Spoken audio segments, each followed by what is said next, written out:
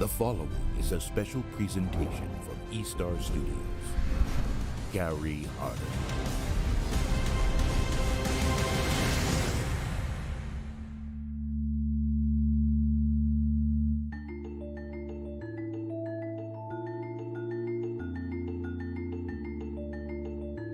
Halloween has always been my favorite time of year. When I was young, nothing was better. I couldn't wait for Halloween, and I still can't. Let's go! Halloween is here. It's all about the pumpkins. No, it's the costumes. Haunted houses. You're kidding me, right? It's the candy. Ah! You know what? I love scary movies. You can never have too much blood. Scary clowns kind of freak me out. Sorry, no nightmares here. Boo! Happy. Happy Halloween. Ah! Sorry, I don't scream. Ooh, happy Halloween. Boo! Happy Halloween. Ooh. Happy Halloween, everybody, and a warm welcome. We're on the eve of the spookiest day of the year, getting ready for RiftMSTRS Nexus Nightmares Pro-Am Cup. We're live in the studio here in Las Vegas, and I cannot wait to get started. We got I'm your host for the day. You can call me Kangas, and I'm joined by the legendary casting pair, Rafa and Smacks. Rafa, how's your Halloween starting off? It is spooktacular, I might say, and we're gonna see some dynamite Wild Rift action here, baby. And I get to touch Smacks for the first time. It's not just the screen. We're here in studio coming in for you, Las baby. Vegas, Let's ready go. to cast some games. Fam, now we gotta catch the cameras. This is the new part of being in a live studio for us. The number of times I've seen you two try and like high five on a video call, now you can actually do it in person. There we go. I got to witness it.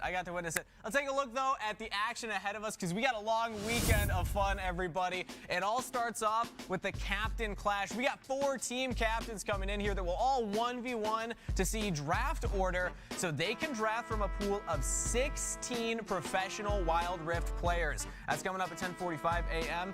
where, depending on how they do in that 1v1, they get that order of those players. They have to draft a team of 5 players in total for then the player showdown that will be going, or the squad skirmish rather, tomorrow. But we also get a chance to see all the pro players compete against each other in 1v1s as well at the end of the day today. It's a lot of Wild Rift. It's a lot of fun, everybody. But let's bring in the 4 team captains that we have. We got Ray, we got Nat, we got Corey, and we got Ben. I want to go down the order. First of all, welcome everybody. Ray, how's your Halloween treating you? It's going fantastic. Favorite holiday, by far. Really? Oh, yes. Okay, I like it. What's your favorite part about Halloween? I like the horror stuff and the seasons, right? Okay. Where I live, we have seasons. So fall weather is fantastic. Nat?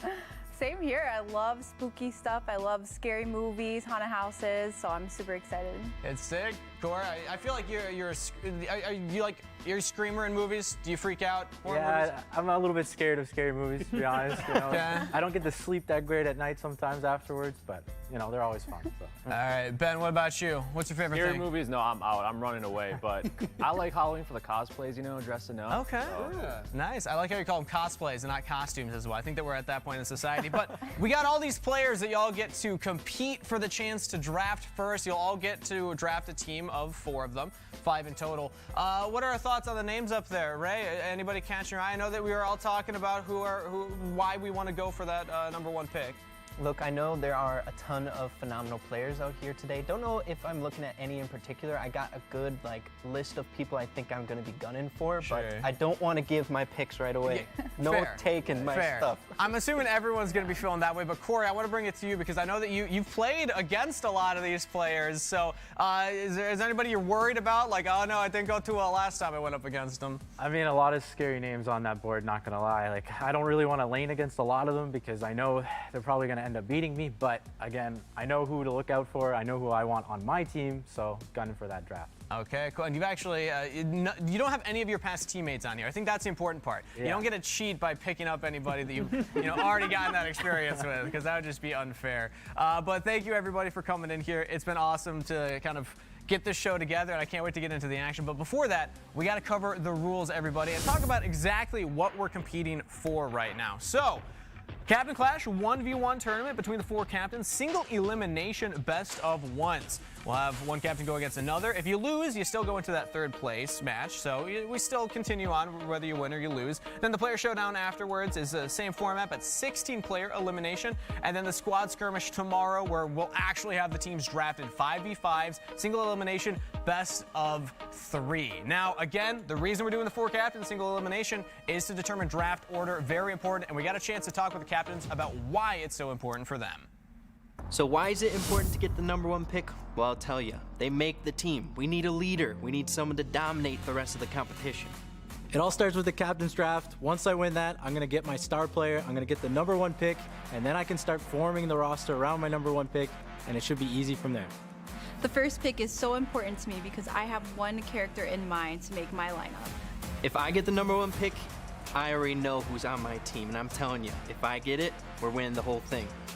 I really need to win the captain's 1v1 because the #1 pick is so important. There's literally one person out there that is leaps and bounds with everyone else. We need them on our team so I can win. I have quite a bit of competitive experience under my belt, both in other games and Wild Rift, so I'm hoping that it carries on into this and I should be able to wipe it forward. So I know Corey plays a lot, so it's going to be really tough, but I'm coming for him. Those other 3 chumps, they don't got nothing on me. We're winning the whole entire thing. Those chumps ain't got nothing on Ray, everybody. I love that. But let's see if Ray can back up that talk with some gameplay. Let's take a look at the bracket that we'll have here for the captains 1v1. It starts off with Ben versus Corey.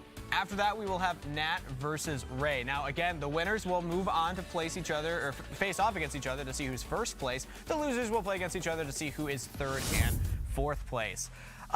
We'll see how things go. Corey's looking like a tough opponent for sure. But before we get into our predictions, a quick recap of the rules. So in a 1v1 for Wild Rift, it's first to a kill. If you can just take out your opponent, that wins you the game. First to a turret, if you can take down the enemy's structure, you also win in the mid lane. And also first to 5,000 gold. So if you want a snooze fest and you don't want interactive gameplay, I suppose you can go for that. I don't think anyone's going for it. Hold up. Okay. You're speaking slander on the war of attrition, which, you know, Art of Sun Tzu, you know. I don't remember the exact quote, but it is a viable strategy, and it should not be disrespected here. It's viable, but it's a little bit of a snooze fest. Yeah. But let's talk about what we think these players are going to go for, because again, we got 4 captains to talk about. Ruff, I want to give it to you first. We have, out of the 4, who's taking it? Who's getting that #1 draft pick from the pool of captains? You know, one would say that the logical answer is Corey because he is the one that has a lot of experience, but I actually was really surprised by the confidence from Ray. And you know, the thing is, Ray in Espanol or Spanish means king, and I know he's going to be the king on the Wild Rift tonight. Okay, Ray, you got some confidence behind you. You got anything to say to Rafa to bolster that? Look, Rafa, you're giving me some big shoes to fill. I know I put it out there already, but I'm going to do my best to do it. Fill those shoes. I'm coming there. Hell yeah. Get it. All right. Those other chumps ain't got nothing on them. You're darn right. No chumps. Smacks, can you bring us back down to earth? Well, what are your thoughts? I mean, Ray had a lot of confidence, but you know who had even more confidence in that video that we just watched was Corey. Did you hear him? Everyone else was like, if I win the 1v1, he said, once I'm done winning this, I'm picking first. And I think he's going to win. I've already seen a lot of tape on him. We got to watch a lot of that from the North American Wild Rift professional scene where he did play. And so I've seen his skills firsthand. I've casted them before. I'm ready to cast him again. I'm ready to see him win. All right, I think Corey's like the logical answer. Again, when you have an ex-pro, that just makes it unfair. I was gonna go for Corey, but as I was, dissing Ray a little bit there, Nat and I locked eyes, and I could see there was an understanding. So I feel like just because we're both bullying Ray now, I have to go with Nat. So Nat, you got my vote, which means Ben's the only one that doesn't have anybody rooting for him. Oh, he's giving us the Ben's giving us the stink eye right now. No faith? What? Sorry, we'll see. We'll see All what right, you can do. I'm not gonna lie, Ben. When you said I run away from scary movies, that gave me a little less faith in you there. But don't run away from Corey in this 1v1.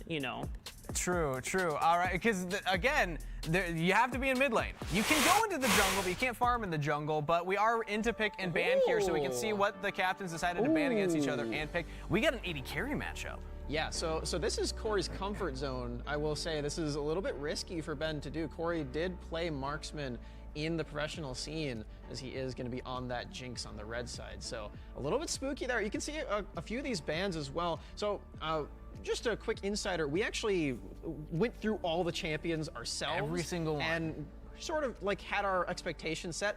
A lot of the ones that we thought were going to be good are actually banned away, so we did our homework well. You had Fiora and Lucian in your S tier. I did. They're at the top of my list. Yeah. Fiora and Lucian taken off the table. I also like that a lot of powerful all-in champions, ones that spike at level 5, Malphite and Akali and Zed also taken off the table. But the Jinx is interesting to me because it doesn't, like, in a 1v1 setting, it takes a while to scale, and 5,000 is the gold limit. Like, if you get to 5K, the game's done, so you're not really going to hit like a 2-item power spike. So here's the theory behind Jinx that I can see. Fishbones is a great AoE wave clear control. Kaisa, however, I think is just a slightly better marksman in that regard, so I'm going to just give a little bit more favor to the Kaisa because the Cathian Rain is insanely powerful at just getting the wave clear down. All right, well, that's our thoughts. I want to hear from the other team captains, though. Nat, who you got taking this one between Corey and Ben? Honestly, I have to say Corey. Okay. I'm sorry, Ben, but like, No one believes in Ben. Get out of here, Nat. And he's really, really good. And yeah, my money's on Corey. Sorry, Ben. No faith Ray, at all. Any hope? Any hope? You know, I was gonna say Corey, but I'm starting to feel bad for Ben after all this brutal torture. My goodness, Ben and I go way back. One of my buddies. I know he's gonna pull through. He's a clutch man. Ben's got one vote. Ben's got one vote. I got you, can't bro. believe it. I can't believe it. We got a singular vote. But it sounds like we're getting ready to hop into the 1v1. So this is it. This is the beginning, everybody. I can't wait to get started. Again, I mean, everybody at home, give Ben your energy. Give it to him right now. If you have a chat in front of you, start spamming "We support Ben" because he's up against an ex-pro player. That is going to be tough to go Spam against. this 10 to support Ben. Ooh, I like Spirit that. bomb in this I one. like that. Let's Robin's go. even got the copy pasta for us. But let's get into game number 1. All right, Smack. So let's see how this Kaisa Jinx 1v1 pans out. Because like we talked about before, wave clear is going to be the name of the game. A Cathian Rain versus Fishbones. Fishbones probably requires less mana overall versus the Cathian Rain if you're spamming it on cooldown, but already, look at the Summoner spell choices as well. So really important to note that in a 1v1 setting, Flash isn't going to be as useful as just popping an Ignite or an Exhaust on somebody, because it gives you that extra bit of damage in the burn to reduce the healing, and for Exhaust, you get to reduce so much of the incoming damage in a burst scenario. So you're not seeing any Flash, you don't need that extra movement. Neither of these champions are incredibly mobile, really until Corey's going to hit that level 5 point and get the Killer Instinct. But until that point, you're just sitting here and probably going to farm away. You know, I think Corey's been taking some notes from Truth, aka the only player in the All Championship Series to run the AP Kaisa mid. Normally, you would still run for, I don't remember if it was a Solari Charge Blade first item or some type of BF Sword and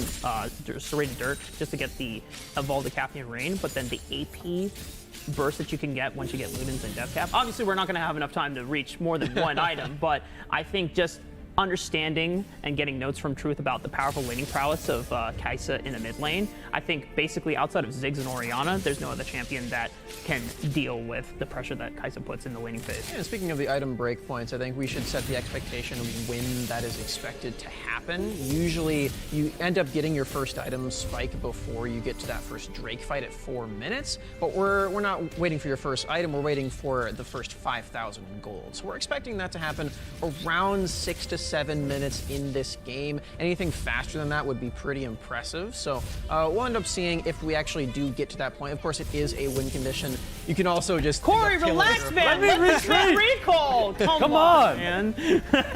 You even hear Ben; he's getting frustrated as well. But I think the nice thing up until that point, Ben was keeping somewhat even in gold. But now Corey has a substantial 300 gold lead thanks to the pressure that he's been able to put down onto Ben. First item recalls coming in, BF Sword locked down for both of these marksmen. It's only going to be greater in the pushback. Yeah, I wonder what that breakpoint actually is in terms of gold for the Cathian Rain. We should do this math. Maybe not now, as we sort of run out of numbers time. or the AD ratios. But we got to check it out eventually, because once that breakpoint does come in for the Cathian Rain, then the burst is gigantic. So maybe that's what Corey's game plan is here. Just wait for that one to come through and then just dive in with Killer Instinct and get the isolated Cathian Rain. It's a lot of burst, although it was nerfed.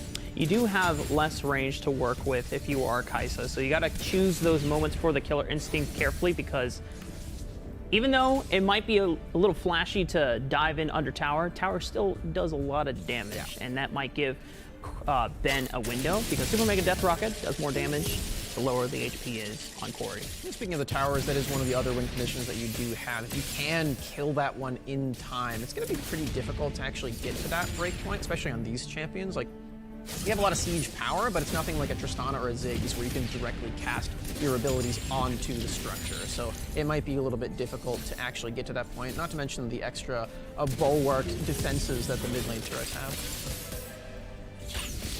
Oh, Super Mega Death Rocket goes wide. Ooh, that's a lot of all-in power that's just gone. And now this is going to give a lot of confidence over to Corey to just continuously harass him down. But that's a lot of damage back onto Corey. Nice traps from Ben. Chompers do be hurting if you step into those, so you got to make sure to avoid that one. If you're Corey, he doesn't have a lot of defense. He has the barrier, but you can't cast Killer Instinct if you're snared up by the Chompers. So you gotta go right back to farming. You saw he took the honey fruits, and he's gonna go right back. He's only 1,500 gold away, so getting to that break point pretty steadily. Now we're gonna have to ask a question to Ben in probably 30 seconds from now, because as you mentioned, Corey is about 1,400 gold away from that 5,000 gold win condition. I know Ben doesn't have that much stats to work with compared to what Corey is rocking with, but he has to find a way to force an all-in because a turret win condition is not coming soon. He's not going to be able to hit the 5,000 before Corey unless he can find a way to just push Corey out of the lane. And check out the itemization here. You can see that Ben is going for a little bit of a high roller. He's got the crit cloak, trying to get some bonus damage in with those auto attacks if you can find it. I mean, it reminds me of back in the olden days of PC League of Legends where you could take the 1% crit as soon as the game starts and just win the game off of that. I mean, we are in Vegas, Max. You know, if you want to be high rolling, now's the time. Misses the zap though. A lot of damage from Corey. Not going to go for the Killer Instinct. Corey, really? He's going to go for the stop points, but there it is! First blood for Corey. Well played for Corey there. Using the Ignite really well as well. The extra burst damage and denying any healing that could come through. You played well. You played well. Congratulations to Corey. I don't think a big surprise, but what I was impressed by, Ben actually hung in there for quite a while. That was a long match. That was like 3.5 minutes right there. We were getting close to 5,000 gold. I was worried that I was, making fun of that one. I was like, nobody wants to see that. Well, we got 280 carries locked in. Yeah, maybe we see that. Yeah, 4,623. We were right on the precipice. Now, some of that is from the kill, obviously. But still, like 400. All right, Corey does move on, though, to the finals of the Captain 1v1. Ben gets knocked down, can still compete for 3rd or 4th place. Corey, you're a victor. Thoughts on the match? How'd it feel? Look, he was tougher than I thought. He didn't know, he played safe and made me almost make a lot of mistakes, and I didn't want to make it because, well, if I, Killer Instinct in and I die, I'm going to embarrass myself. So I played it safe, took my time, and I found the opportunity finally to kill him. There's that one moment where he misses the ultimate and baits you in. That was perfectly done, Ben. You miss it so that he gets confident, and then you hit the chompers afterwards. So, Ben, what was your thought process? My thought was like, yo, Corey's pro player, or ex-pro player. I need to come in with the crits, try and get lucky, try to play my best, but it just didn't. I was there close. You just got a little lucky, I think. Yeah, you were on the precipice. I think I'm confident going up my next Okay. You think you can secure a solid 3rd then? Yeah. All right, cool. Well, I mean, again, Corey's a tough opponent. That's a tough opponent. But let's take a look at the bracket updated here now, because we can actually see that reflected on the graphic itself. Corey is the raid boss, everybody. No surprise, obviously. I think that, going into this is the one that everybody was thinking, okay, got a target on his back. But we'll be challenging now Nat or Ray, depending on who wins this next 1v1. So Nat and Ray is an interesting 1v1 because obviously we're expecting a closer match between the two of them. So I actually want to get the other captain's thoughts on this one to start off. Corey, what are your thoughts on this 1v1? I think this is going to be a close game, honestly. I think that both of them are getting really good. We played a little bit last night together, and I think they're both improving a lot. So honestly, just who shows up right now to play and is going to take this one. You're leaking scrim results, right? Ooh.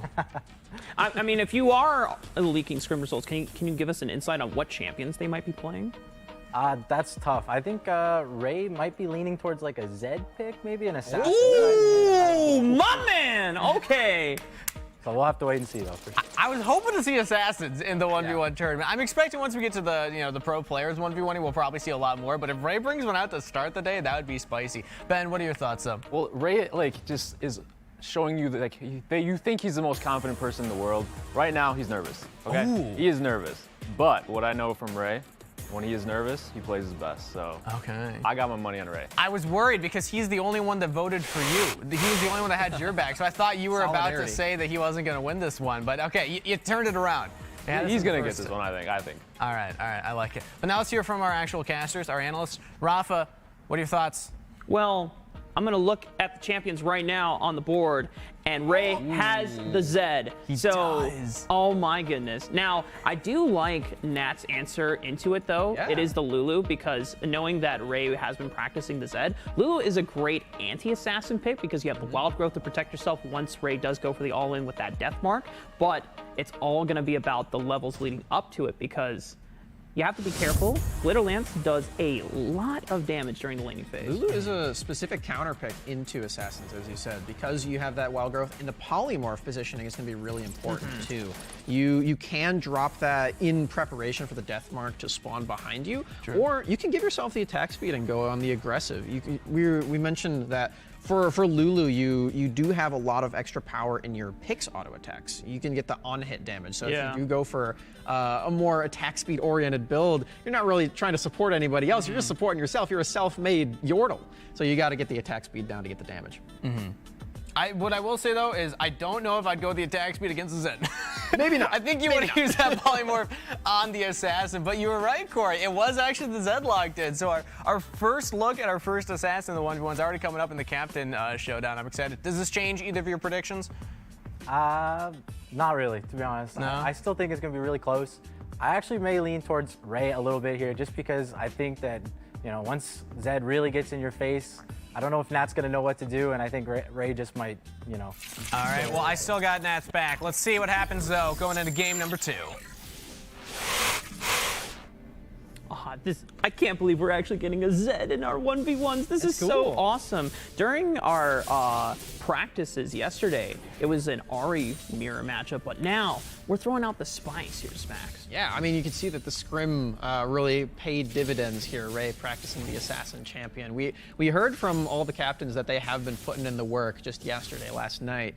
As we do know that a lot of these guys are very good at Brawl Stars, but moving over to a different mobile game in Wild Rift is a different beast. So you got to put in that practice. You have the same skill set. You're still playing on the same device, but it's a different control scheme. You can definitely tell, though, that Nat is taking a strategical approach to this laning phase because not only with Lulu, the Ahri, looking for just constant harass onto Ray, but also starting with the Ruby Health Crystal, giving her an extra boost of just HP in the laning phase. It's going to give basically less of an all-in potential for Ray to succeed on. I like the defensive capabilities and the barrier for both of them, too. They are respecting the respective burst of their opponents at this time. Ooh, all right, we're seeing some shurikens. So he's going into the melee. Gets polymorph back, and that's the power of Lulu right there. Ray wants to go for a little bit of a aggressive trade, and Nat says, back to the shadows. Bring out the fly swatter, bat, bat, bat, onto Zed. And you mentioned, Kangas mentioned to us before that the attack speed may not be super impactful against Zed. I mean, it's clearly not the biggest priority of Nat, and the Ruby Crystal works out a lot. You saw that she was able to shrug off a lot of that damage that Zed went for here for Ray. So hopefully that still works out for Nat when the death mark comes in, because that burst is going to be really impactful. Now, the trick is that Ray needs to find more aggressive trade windows leading up to the death mark, because obviously wild growth is going to give you an additional, 100, 200 HP. It's quite a bit, yeah. Yeah, so, and you need to get Nat lower and lower on the HP bar so that you have an easier time of making that all-in successful, because otherwise it's going to be extremely difficult. Now, the goal difference is not that large, so if Ray decides that Nat's defensive capabilities are too much for him to handle, he can try to just see if he can out-CS her. But right now, look at look at Nat. Nat has complete control of the laning phase right now. Yeah, and that just comes by being ranged, I feel like, in this matchup. Zed has some ways to get in range and interact in the simple trades there, but the auto attack difference there for Nat is always going to be pretty big. You can see the wave is being pushed and denying a lot of that gold just by being around the minions, even if you do end up missing them, because Lulu's auto attacks are pretty difficult to calculate just how much damage they're doing. You got an extra buddy flying around you. Just by being near them, you get the extra golds. You can see the Nat has pulled ahead right there, about 200 more over Ray. I'd like to see how much gold Ray, or what kind of items Ray is sitting on. So he has the call fields and an extra long sword. So he's got a little bit more damage, a little bit more ability haste, so he can spam those abilities much more often. Being an energy champion does have its advantages over a mana-based champion like Lulu, because mana will run out and has less regen rate versus energy. And if you can time your Living Shadow correctly with the Shadow Slash, you get a lot of that energy back. And right now, Ray, prevent. Okay. Very, very gentlemanly to not go and stop the recall right there. It looks like a Kindle Gem was just picked up by Nat right there.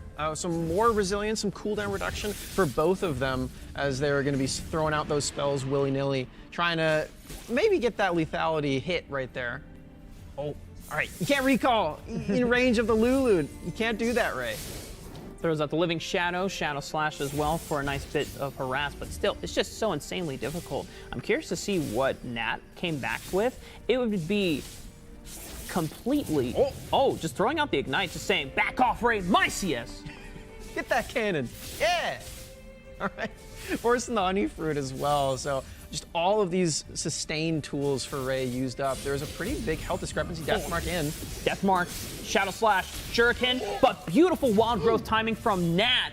It's going to keep herself alive, but now is going to give complete control of the laning phase over to Ray. He's gonna have a chance to push in a wave, maybe two if he can get in before Nat comes back onto the field. That's Kindle Gem diff right there. All of the extra HP was the difference maker. Ooh, an Ardent Sensor now picked up. I believe that does work if you shield yourself. So it's the best of both worlds. Wow. It's resilience and attack speed. We were both right. That's insane. I mean, Nat has done some serious theory crafting within the span of the past 12 hours before. I mean, I want to preface this, most of our captains outside of Corey, have really come from different esports titles, so they don't have that much experience on Wild Rift, but already really solid game plans, really solid understanding, and really adept and quick learners. So huge praise for all of our captains today so far. But Ray going in for another all-in, not quite, just a little bit more trade back. We're coming down to the wire on the gold front here, Rafa, as another Shuriken does really land close, on Nat. though. We're within about 1,000 gold from the benchmark. Ray just hitting over that 4K. As Nat did go for that recall before, falling slightly behind. Gonna need to find some more poke and force Ray to recall, or potentially find an all-in as that Ignite is up for both of them. I think both have ultimates as well. Here it comes. Deathmark once again. Wild Growth, where is it going to be from Nat? Oh, the Deathmark, but Nat still survives. But she can't stay in lane at this point. Ray is going to have a solid chance to get in probably another 200 gold difference. He's already 200 gold up now. He's 800 gold away from the 5K win condition. Oh, that was ridiculously close. But again, that resilience from the Ardent Sensor purchase, putting in dividends for Nat. I wonder if Ray could have found like one extra auto attack in there and gotten the kill, but gonna have to wait for another potential all-in. The gold gap is increasing. Ray's only 500 gold away from that 5K. He's about to win. Oh, look at Nat. Nat trying to find the recall before. Oh, but she doesn't find it. So now Nat's gonna have to find a way to either deny Ray farm or just immediately chunk. There's an opportunity where she still has Wild Growth. Ray won't have Deathmark for the next 30 seconds. And you see the aggressive stance that Nat is already taking in this lane. We're 7 minutes into this one. The gold win condition is fully alive, but Ray doesn't want that. Wild Growth comes out. Ignite is exchanged as well from Ray. Deathmark is going to be available. He has Honey Fruit that he can collect on and sit. 4.7K for Ray. So close. 4.6K for Nat. Nat is almost catching back up here. It's very, very close. Ray just barely ahead. Death Mark available. No wild growth. That should be Ray. Oh! There it is. Ray comes out on top. Wow, what a match right there. Another one that almost comes down to the frickin' wire. We were like, what, 200 away from 5,000 gold at the end there, but Ray clutches it out. I think a lot of the faith in Ray, being rewarded here. A lot of people were rooting for him. And, when you have the Assassin versus Lulu, I think it makes sense that the matches take that long. Lulu just kind of stops a lot of what that Zed was trying to do. And, again, now it's hanging on for a while, but that was a very, very close match here as we look at the stats. Yeah, we're over 5,000 for Ray, but that's because of the extra gold you get from that final kill.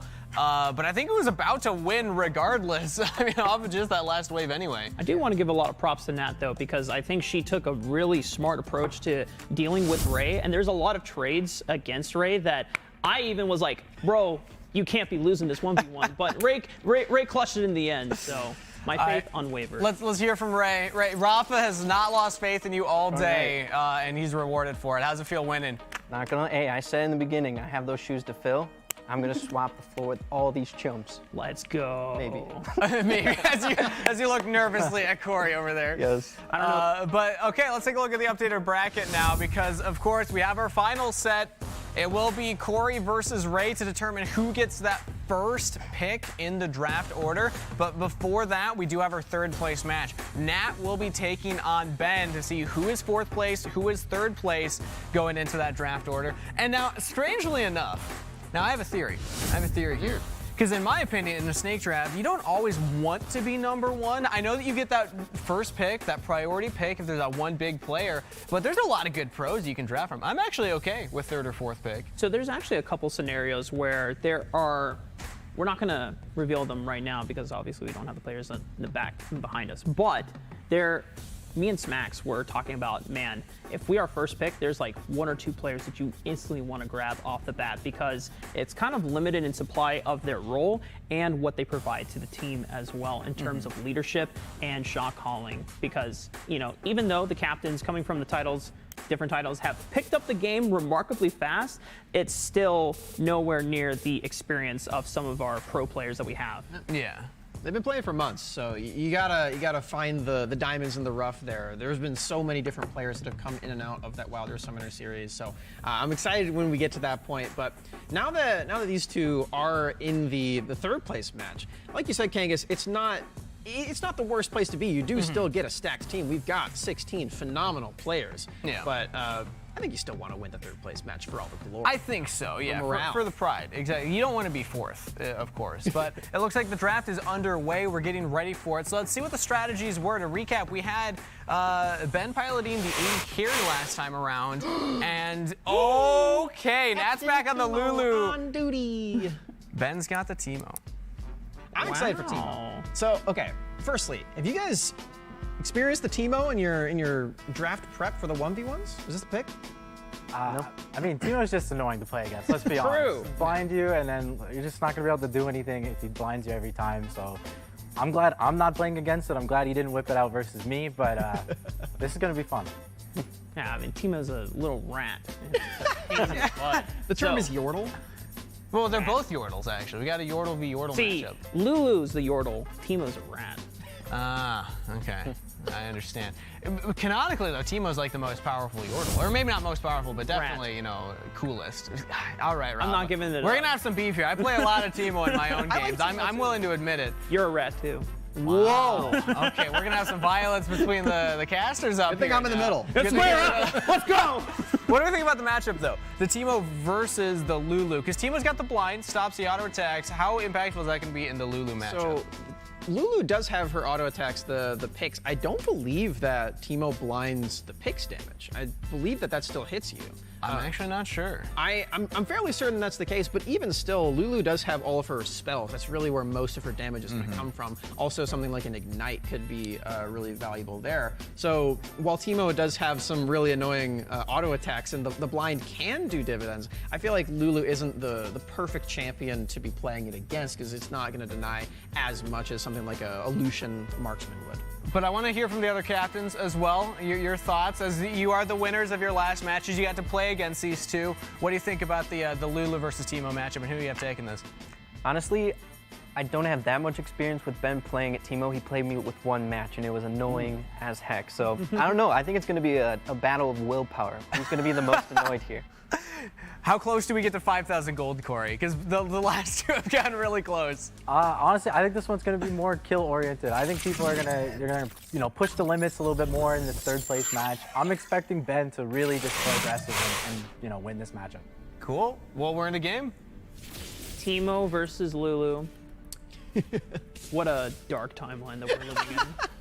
I don't know why you hate Teemo so much, man. He's cool. He got the tumble. I have too many traumatic moments in my solo queue games against Teemo where I'm playing something like Xin Zhao or Olaf and I'm just trying to rush in and just auto attack him to death. It's like, blind. I'm like, man, this game sucks, dude. That was a good impression. Thank you. I like that laugh. Thank you. Teemo. So we're getting bullied around here, Ben, under the fire of Glitterlance. We saw just how impactful Glitterlance was in the previous matchup there for Ray to deal with, but Ray ended up clutching it out in the end, getting more gold and bullying out with levels. It seems like Lulu is more of that early game powerhouse, and another Glitterlance does land. Now watch for the trades from Ben, though, because he's taken Electrocute, so auto, blind, auto is going to take a huge chunk out of Nat's health pool every time that he has that Electrocute cooldown available. I think the other thing to watch too is once we get to level 5, because shroom placement can do great things in terms of wave control and just preventing Nat from being able to walk up safely, because you don't have sweeper. You don't have any way of being able to scan for shrooms. So if you play like a little bit of a mini game of just shrooming up the battlefield before you get into recall, and then Nat takes one wrong step later on, then that could lead to a potential all-in. It absolutely could. I feel like that's something that Ben can play to once the level 5 mark does come in. There's still a bit of time that he has to deal with not having those shrooms. You can see the health lead is beginning to grow and grow and grow for Nat as those Glitterlances connect. Full recall for Ben, just going straight back to base. Has had enough with the Glitterlances for now, and we'll pick up an Amp Tome, so some more damage once those shrooms connect. It's going to be a Nashor's Tooth rush, I think, for Ben, so going to give him a little bit more all-in potential, being able to just win the auto attack battle against Nat. I think the other thing you have to watch out for, because right now Nat has had a great control of the laning phase. Wave manipulation has also been insanely on her side thanks to Glitterlance and just the AoE clear it provides. That's kind of the thing about Teemo. Teemo's super great into specifically ranged auto attackers that don't have wave clear or bruisers, but Lulu kind of has the best of both worlds, as she can harass you with auto attacks with picks as well as have wave control thanks to Glitterlance. But once Ben is level 5 and off of Nat's first recall, watch for how Ben preps the wave and where he stands while he's stealth. As of right now, it seems like Nat's just winning the spacing game again after that recall came through for Ben.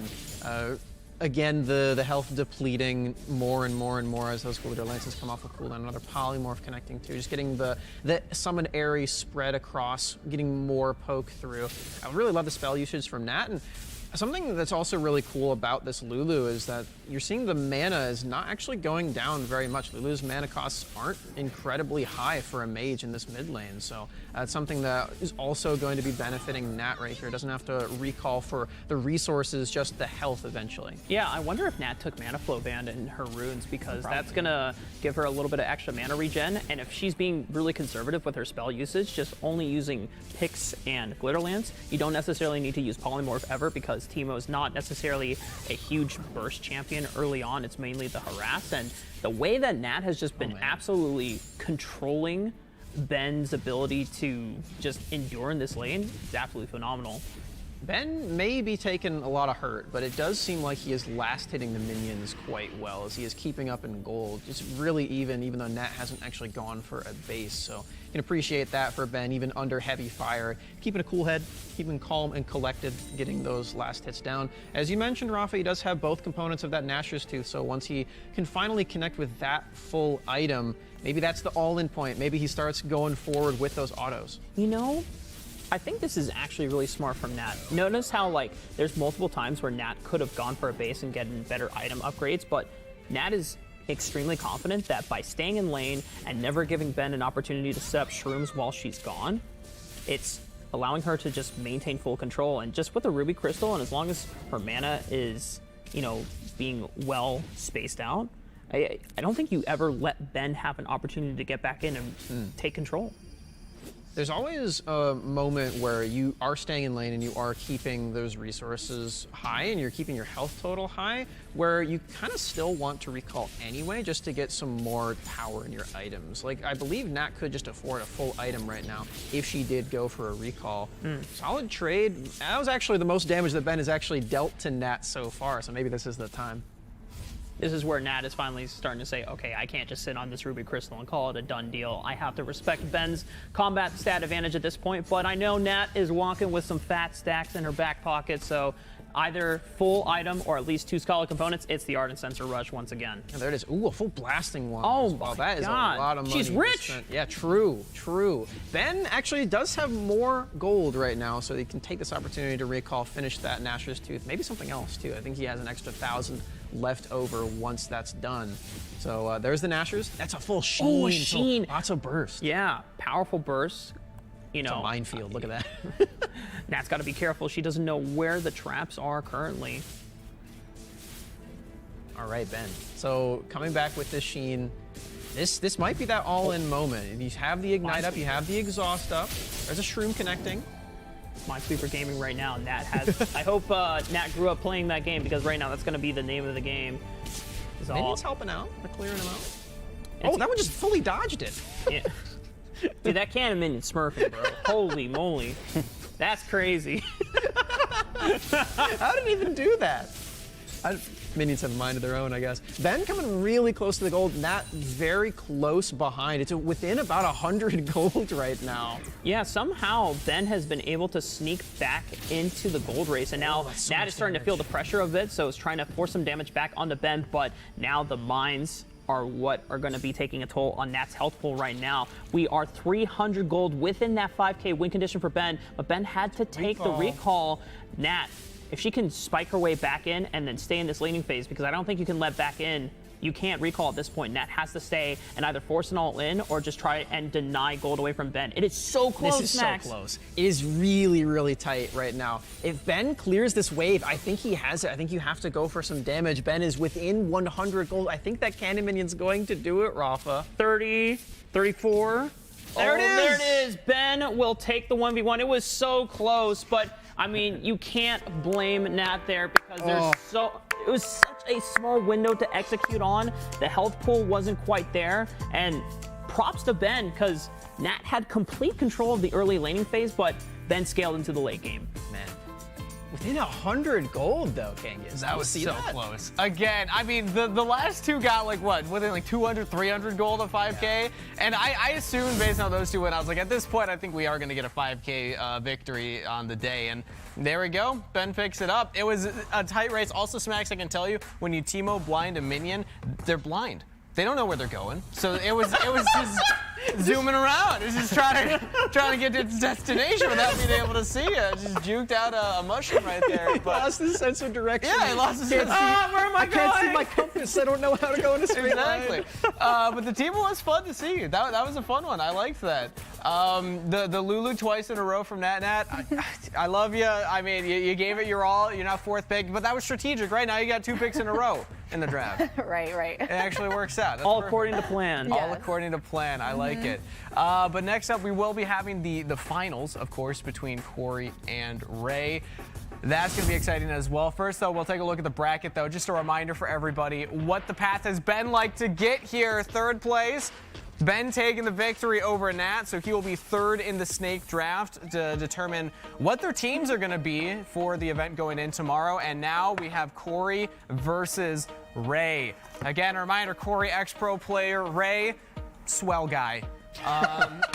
Wish him the best of luck. Swell guy. I mean, he's more than that. He's a king. It's in the name, man. True. Put some respect on it. You know what, Rafa? I love your undying loyalty. You gotta get yourself, everybody else, get yourself a caster like Rafa, because he will stay loyal. But I want to hear from the other captains that just had their match here. Ben, 3rd place. How you feeling? Well, I feel good about the win. I didn't get to use invis or anything, but for this match, I faced Corey. I know how good he is. I've seen how he plays. Sorry, Ray. I'm going with Corey. Ooh, Ray had your back, man. Ray's the only one that voted for you. When the odds are that stacked against him, if I'm a betting man, it's on Corey 100%. All right. Well, yeah, he predicted Ray in the first one that we watched, and then he was wrong. So true. Might have been burned from that. Yeah. True. All right. Well, Nat, again, 4th place. You gave it your all. But we're into the draft right now, so let's take a look at this one. Lucian versus Zed. Now, this is going to be really difficult for Ray. I still have faith, but he's going to have to be precise on his trade windows because Corey's going to have so much more agency over Ray during the early levels just because of being a marksman, having the rage advantage. But the all-in potential once Ray hits level 5 is going to be massive, and that's where Corey has to be careful about his positioning and choosing when to use Relentless Pursuit, because if he dashes in aggressively, that's an easy living shadow slash full all in. Ben, did you ban Lucian? Yeah. Against Corey? Yeah. Yeah. So, what's going on, Ray? I was gonna say, he's playing for content. He's baiting. What was the number 2? Oh, Fiora and Lucian as the S tier picks on Smax's list. Right. Yeah. That's a little See if I was tough. right. Nat, I want to hear your thoughts. So, what do you think about this 1v1? I don't know. I'm still thinking Corey's gonna win. I played against Ray last night, 1v1 with Lulu, and I beat him. So it's unfortunate I lost today, but I don't know. All right, so now this is like a little bit of a revenge prediction, right? Yeah. You're like, all right, well, Ray took me down today. Hold up. So you beat him last night on Lulu, but then you won today. So he's ramping up. He's just becoming more powerful at this point. Oh no, and so is your ego. No, this isn't Rafa's ego. This is building up Ray's ego. This is Rafa's. That's all I could get. Well, yeah, but Rafa predicted him to win. I predicted Corey to win. So I think those are actually the biggest stakes of this. True. Yeah. Which caster has the better predictions? I'm out at this point, but yeah, it's all right. So let's talk about the matchup though, because again, Lucian is incredibly strong, but Zed high burst potential. There's no chance this goes to the 5K, right? There's no way. I think Corey is never going to let that happen. I think Corey is going to. He knows that he does not want to test Ray's potential burst luck the later the game goes on, so he's going to just try to force it early. All right, well, let's see who's able to take it and get first pick going into the draft. See, these are the 1v1s that I was waiting to see. Yeah. Lucian versus Zed, Smax. This is a very different matchup from Zed versus Lulu, even though they both start with Lu, funnily enough. You have a lot more potential of killing the Lucian at level 5 than you do for the Lu. You don't have to worry about the polymorph, the wild growth, the extra shielding that comes with the champion. Lucian just tries to kill you before that even happens. I mean, Corey's doing a great job of that. Oh, man. Oh, that hurts. Sub 200 HP for Ray, but I still have faith. Trying to show no bias. Oh, that was a really nice first ability there. Just weaving that through the minions. Ray's just waiting desperately for the honeyfruits, like, please spawn. Medic! Oh man, he got another one in there. That's incredible. Very nicely played by Corey right there. Yeah, dude. Turret damage too.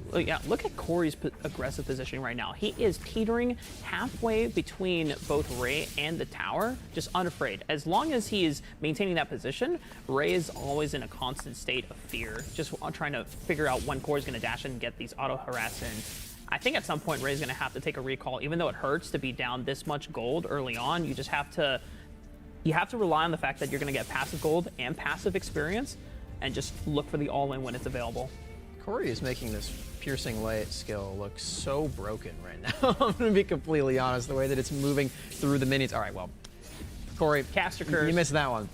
If Corey loses, it's Max's fault, by the way. The ones before that, though, were really good. I was really impressed by the way he was moving those through. And you can see that he's got a really big gold lead right now as well, farming those minions perfectly. Going back to base, I expect something like the Caulfield's pickup right here. Yep. Oh, it was picked up by Ray as well, so. I was curious to see if Corey was going to go for extra ability haste and damage. Oh, it's a full BF. There's another angle where Corey plays War of Attrition and goes for the Vamp Scepter and just looks to trade, harass, sustain. Trade, harass, sustain. And just over and over again, and then you get to 5K. I don't know if that works against Zed though.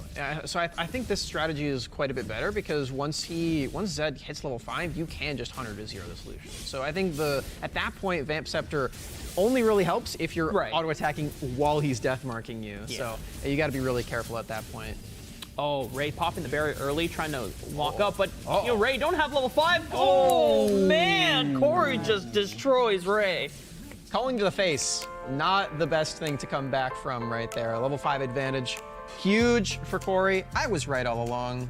Corey taking first place. As soon as that level 5 hit and, you know, Ray came back in level 4, relentless pursuit forward, I was like, it's over. That's game. We don't have a 5K victory. There's a 2.7K gold victory here coming in for Corey. But yeah, there we have it. Congratulations to Corey, man. Let's take a look at these stats here. Had the BF sword, took the double offensive summoner spells. It worked out fantastic, which means that the draft order will be Corey drafting first, then Ray, then Ben, and then Nat. We're going to take a short break before we are back for the draft, where we actually get to see the 16 pro players drafted in order. So don't go anywhere. I'll be right back after this.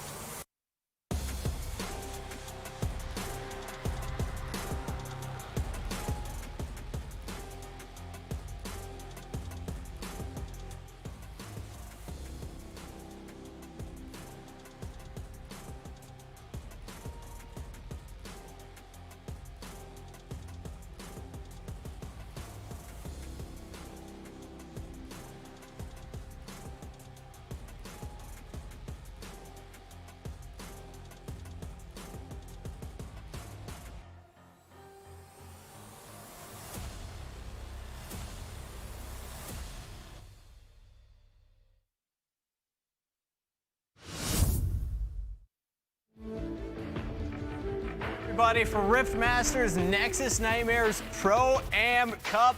On the eve of Halloween, the spookiest day of the year, we got a beautiful set here in sunny Las Vegas, and just an incredible time, incredible day, having a great opportunity so far. But here's the updated bracket so far. We have that little crown over Corey's head. Congratulations, no surprise. The ex-pro player did actually take the 1v1 tournament, meaning that you have earned yourself the first draft pick.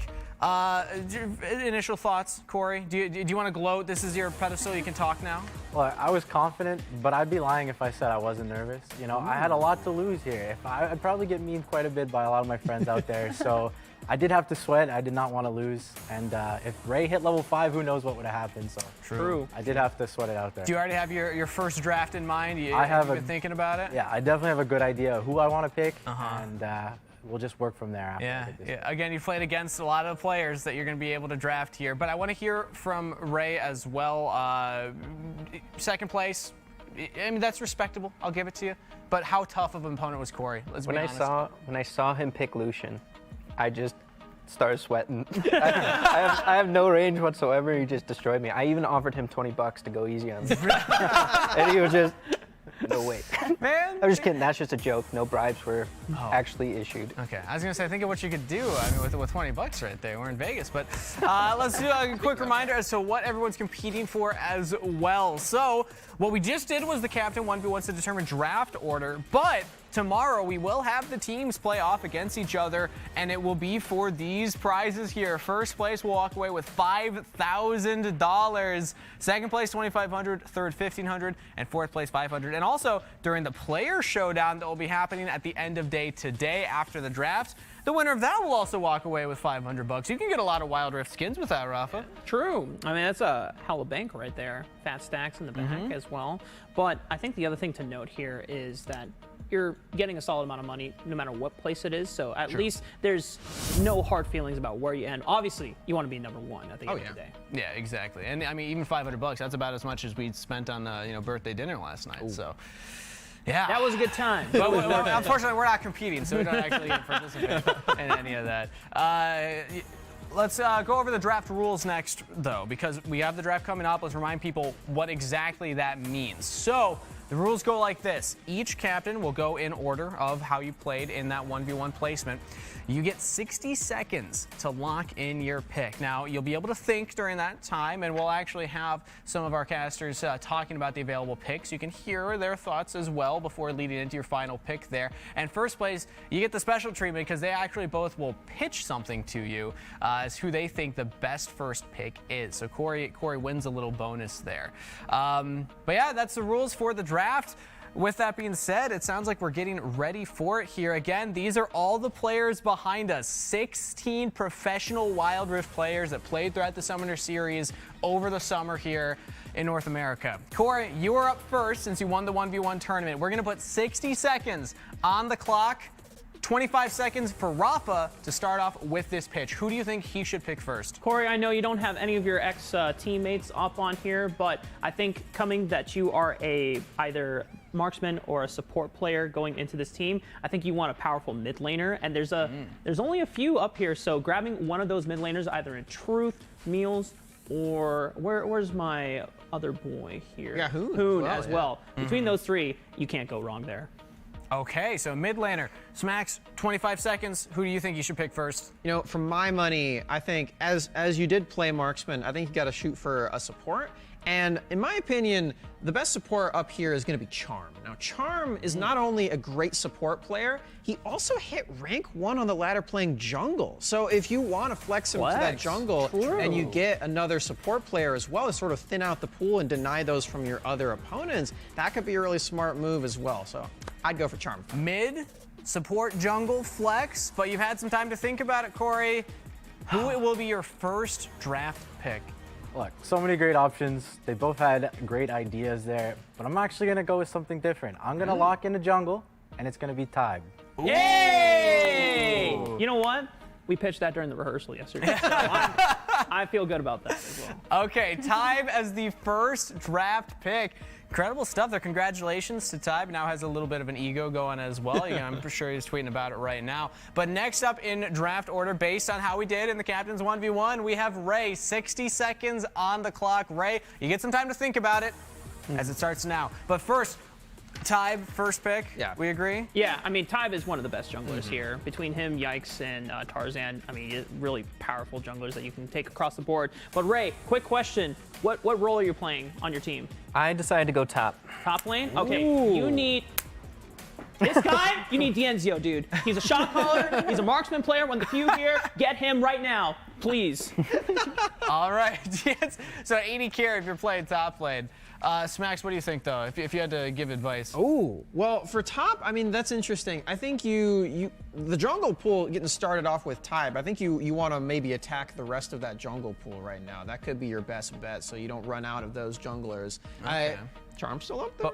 Yeah, he is still up there, but we're at the time, so you got to hear some advice, Ray. What you going with? I was so predestined. I feel like before this whole draft happened, I wanted to go with a good mid lane. Okay. So I'm deciding to go with Hoon. Nice. Ooh, okay. Nice. Okay. Okay, Hoon from Immortals got second place at Summoner Series, just barely missing out on going to the Horizon Cup. That was, of course, Tribe that went to that one. But I think that's a solid pickup. Next up in draft order, Ben, third place. You won the match against Nat there. So 60 seconds on the clock. Now, again, gentlemen, while he's thinking about his pick here, thoughts on Hoon? I mean, a big mid laner. Yeah, I mean, his Ahri gameplay was one of the best out of all the championship series. I think he gave starting a run for his money for best Ahri in NA, so you can't go wrong there. I think it's really interesting the way that we're starting off this draft with two insane mechanical players. We've still got a lot of players that are big leaders in their team. I'm looking at Iraqi, Zoro, Charm as well on Immortals. So we've got some good cerebral players, but the mechanics are what's being locked down right away, and I like that. So again, just a reminder, we have a jungler and a mid laner picked up. Top and support have the largest pools available. So if you're trying to get somebody that you're worried about that role being gone, I mean, 80 carry mid jungle, those pools are getting pinched right now. So Ben, you've had some time to think about it. Who's gonna be your first draft choice? So Ray obviously just let him slide to me. So I'm gonna pick him. I've actually met him in real life. He's been a pro for so long. He's one of the youngest. I'm going with Dienzio. I need that 80 carry. Okay, I like it. So Dienzio picked up young 80 carry there. Rafa, you jumped up out of your seat about this player, so that's cool. But before we talk about him, next up in the draft order, we have Nat, fourth place. This means that you get 2 in a row here. 60 seconds on the clock for the first one. Think about it. It's a big decision to make here. But let's talk about Dienzio. Again, the player coming in here from Enemy, 80 carry for that team. Third place in Summoner Series, still very respectable. Rafa, why are you so excited about him?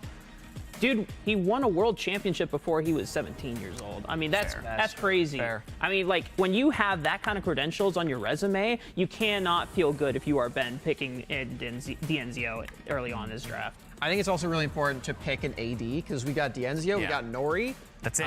That's it. Yeah, that's so it. That's the only 80 carries. You got to lock that position down. Nori, the only one left. I feel like his priority just shoots through the roof now. And we also, for junglers, just Tarzan, Yikes. For mid laners, just Truth and Meals. So I'm very curious. Now you've had some time to think about it. Who's going to be your first draft choice? So my first choice is going to be Charm because in the Discord server he said he was cheering me on. I don't know if that was sarcasm, but that was very nice of him. So Charm is my first pick. Okay, first pick Charm. I like it. That's a wholesome reason as well. You have another 60 seconds for your next pick because, of course, you get 2 in a row here. So take some time to think about it with the available players still. But Charm from Immortals. These Immortals players are going fast so Absolutely. far. I mean, they got second place in the Wilder Summoner Series, so you got to. I mean, Tribe's off in Singapore doing something, huh? So, yeah, they got some event like that they're Horizon preparing Cup, for. something like that. Well, tune in, next month to find out. Yeah. But I like the Charm pickup. Like I said, you can flex him to support or jungle. He's very good at both, so very valuable guy. True, yeah. And with the jungle pool getting pinched too. I think now for Nat, I'm not sure where her mindset is, but I definitely like the idea of attacking, either just taking Nori right now, or you can go for one of the two mid laners left, because Charm gives you a lot of flexibility in either jungle or support. I think either of those options would be good, but let's hear from Nat herself. You've had some time to think about it. Yeah, I'd have to go with Truth. Nice. Okay. All right, so enemies, mid laner, Truth. That's a good choice. Any big reasoning behind that one, or just the pool's getting thin? Yeah, the pool's getting thin. I heard he was a really, really good mid laner, so.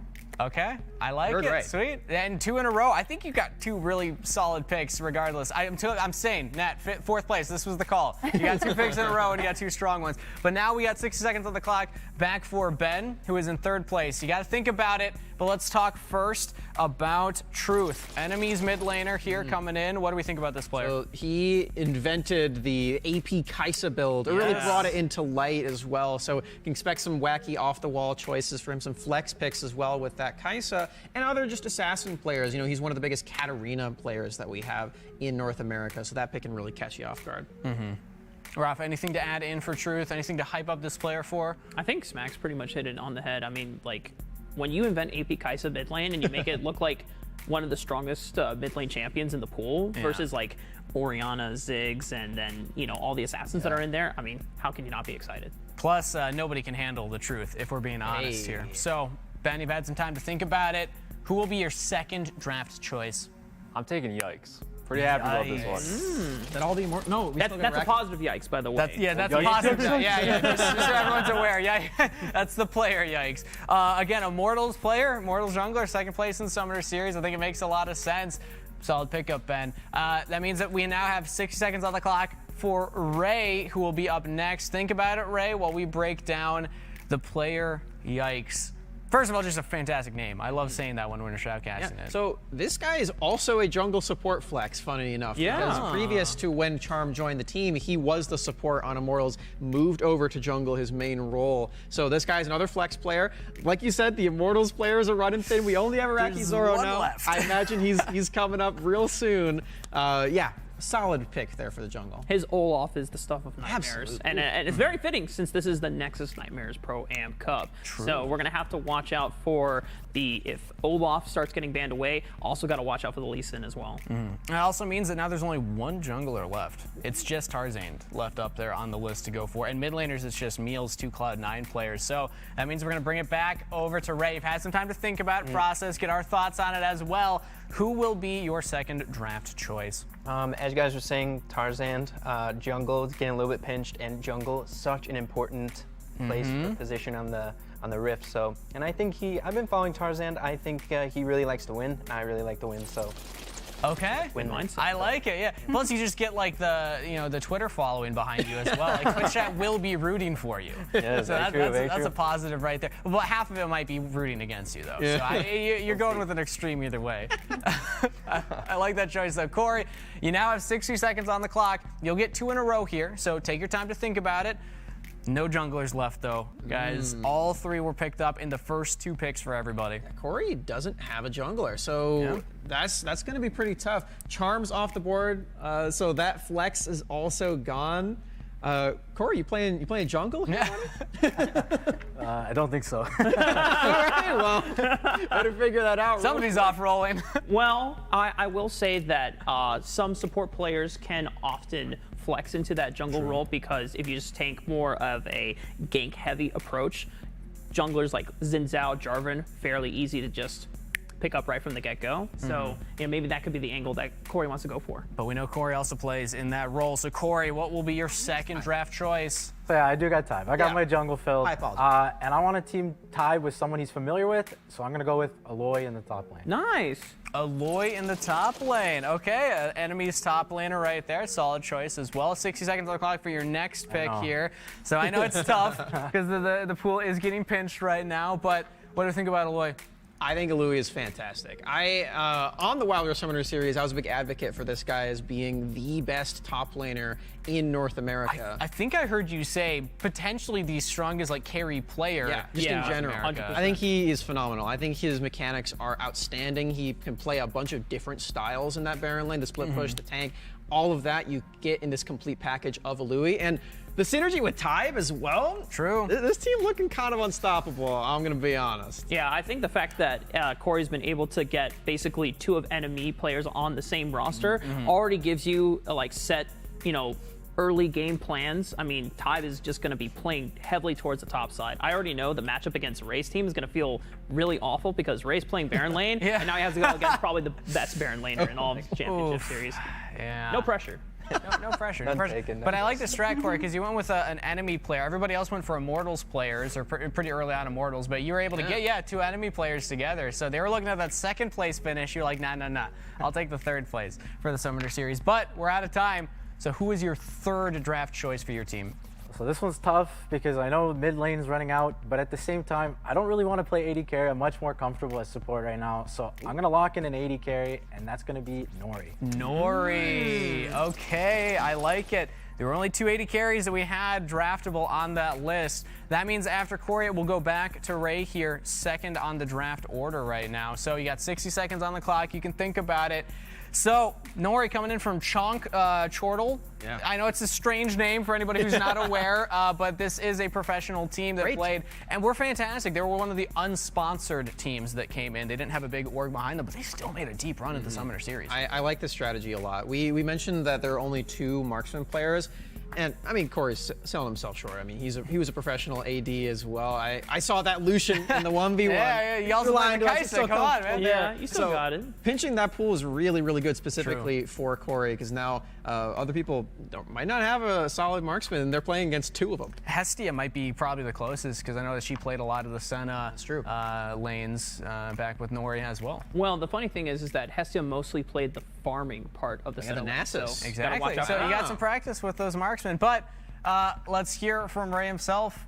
So I had my eye on Araki Zoro. I know he's a top laner, but I'm kind of shoving him out of his lane. So one, I'm hoping, because I've heard he's had past experience with AD. Ooh. And for the bot, and I would love him to coach me a little bit, help me get me up to speed. So I like it. I think it'll fit really well. Nice. Plus you get, again, I mean, wait, you also had Tarzan. You got Tarzan and Iraqi Zora. Your Twitter follow, your clout's just gonna go out the I didn't even know. This is insane. You're gonna have like the most active Twitter notifications over this next weekend. And the other good thing to note is that Iraqi Zoro and Hoon both from Immortals, so you have 2 existing players that have had a lot of the vocal presence and the leadership already. And I think the only thing now is you have also Tarzan, who's also did a lot of vocals. So you have a really cerebral team going on for Ray right now. And he's 100% right. Iraqi Zora was previously a professional marksman player in other mobile esports. True. He is very comfortable with that role. Maybe not so much in Wild Rift, but he's still got the same chops that I assume are pretty similar when you move over to different games. Fair, but Ben doesn't have too much time to think about his next choice, so I want to actually ask you real quick, Smacks, who's up next? Who do you think? Meals, Cloud9, the last mid laner, is that it? I feel like it might be. I feel like also Hestia is a really valuable pick for support, depending on what Ben is going to be playing. Because you said Hestia can play both bot lane roles. I think that's going to be a pretty big one to look at. Well, let's hear. Ben, you got to make a decision. I got to lock in Meals here for the mid lane. Meals for the mid lane. Cloud9's mid laner. You got a unique champion pool. I feel like I'm pretty unique myself. So. Face Dragon. And what role are you going to be playing, Ben? I want to play top. You're playing top. Okay, all right, nice. Nice, I like that. Okay, man, these top laners are just all going to be off-rolling. Next up, it will be Nat with 2 picks in a row again as the end of the Snake draft. So you got time on the clock to think about it. There's not, the names are getting pinched. Yeah. There's not too many left here, so let's talk about the options remaining. Ralph, I want to give you your thoughts on the top laners, Zello and MTS. Are either of them going to get to play Baron lane? Well, first off, Nat, what role are you going to be playing? I want to play support. You're going to play support. Okay, so does still need a Baron laner. Yeah, I mean, you can't go wrong. MTS, I think, showed a lot of carry potential, was one of our first Riven players in NA for Sentinels. Zello, fantastic Gragas and tanking engage player. I think can also have some right moments on the Camille and the Fiora if he gets it. Yeah, Smacks, 10 seconds for supports, though, because that's another big pool we have. Well, if she's going to be playing support, I think you probably just go for a Baron laner right now. I think the supports are going to go to the other teams. you might actually, like I said before with Hestia, you might want to deny that pick away because if Corey gets both Nori and Hestia, that's going to be kind of scary. Well, let's hear. Nat, who you got? I was thinking of Zello. I heard that Zello has a lot of experience, and I definitely need that, so. Okay, okay, I like it. Zello locked in, the Baron laner here, so that means MTS is the last Baron laner. Again, 60 seconds for your next pick because you get 2 in a row here, so start to think about it. You do have another one. But Cloud9's Baron laner Zello, what do we think about him? Oh, Zello's a great choice. I mean, you're going to have solid engage, and I think between him and Charm, you can't go wrong with how you're going to start off fights. True. Now, I want to look forward and ahead to, because we have basically 3 supports left in Safi, Beginnings, and Hestia, but all 3 of these players have also played a bunch of Senna lanes, and I know that Nat is going to be playing support. If she picks up oh my gosh, Senna, then I think any 3 of these players can play the farming carry lanes, and they can basically swap over to the dragon lane. It could be really interesting. You could also take MTS and just fill your team with top laners, as it seems like everyone is doing. That's just BM. Take all the Baron laners. Yeah, because I mean, if Ben and Ray are both going to be playing Baron lane, then you can just maybe put 2 people up in that Baron lane. Just mess with them even more. All right, Nat, we're at the end of the time though. Who is your final pick to round out the rest of your roster? So I'm picking Safi for girl power, you know. Hell yeah. All right. Nice. Safi locked in there. And again, I mean, talking about supports, also being comfortable in that dragon lane. So you're going to be laning with her as well. That's cool. I like it.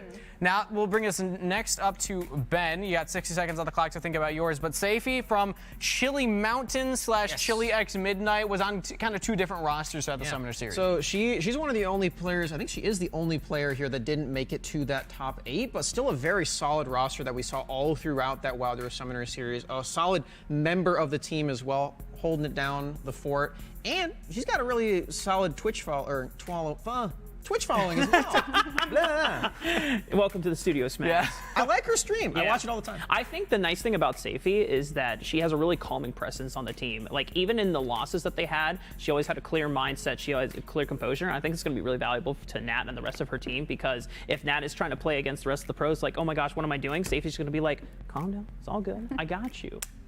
All right. I like it. Safi as a pick here. So, Ben, you got 3 to choose from. Hopefully, they were on your list of hopeful drafts here. Who's it going to be? I'm pretty happy about this one. I need someone to support DNZO.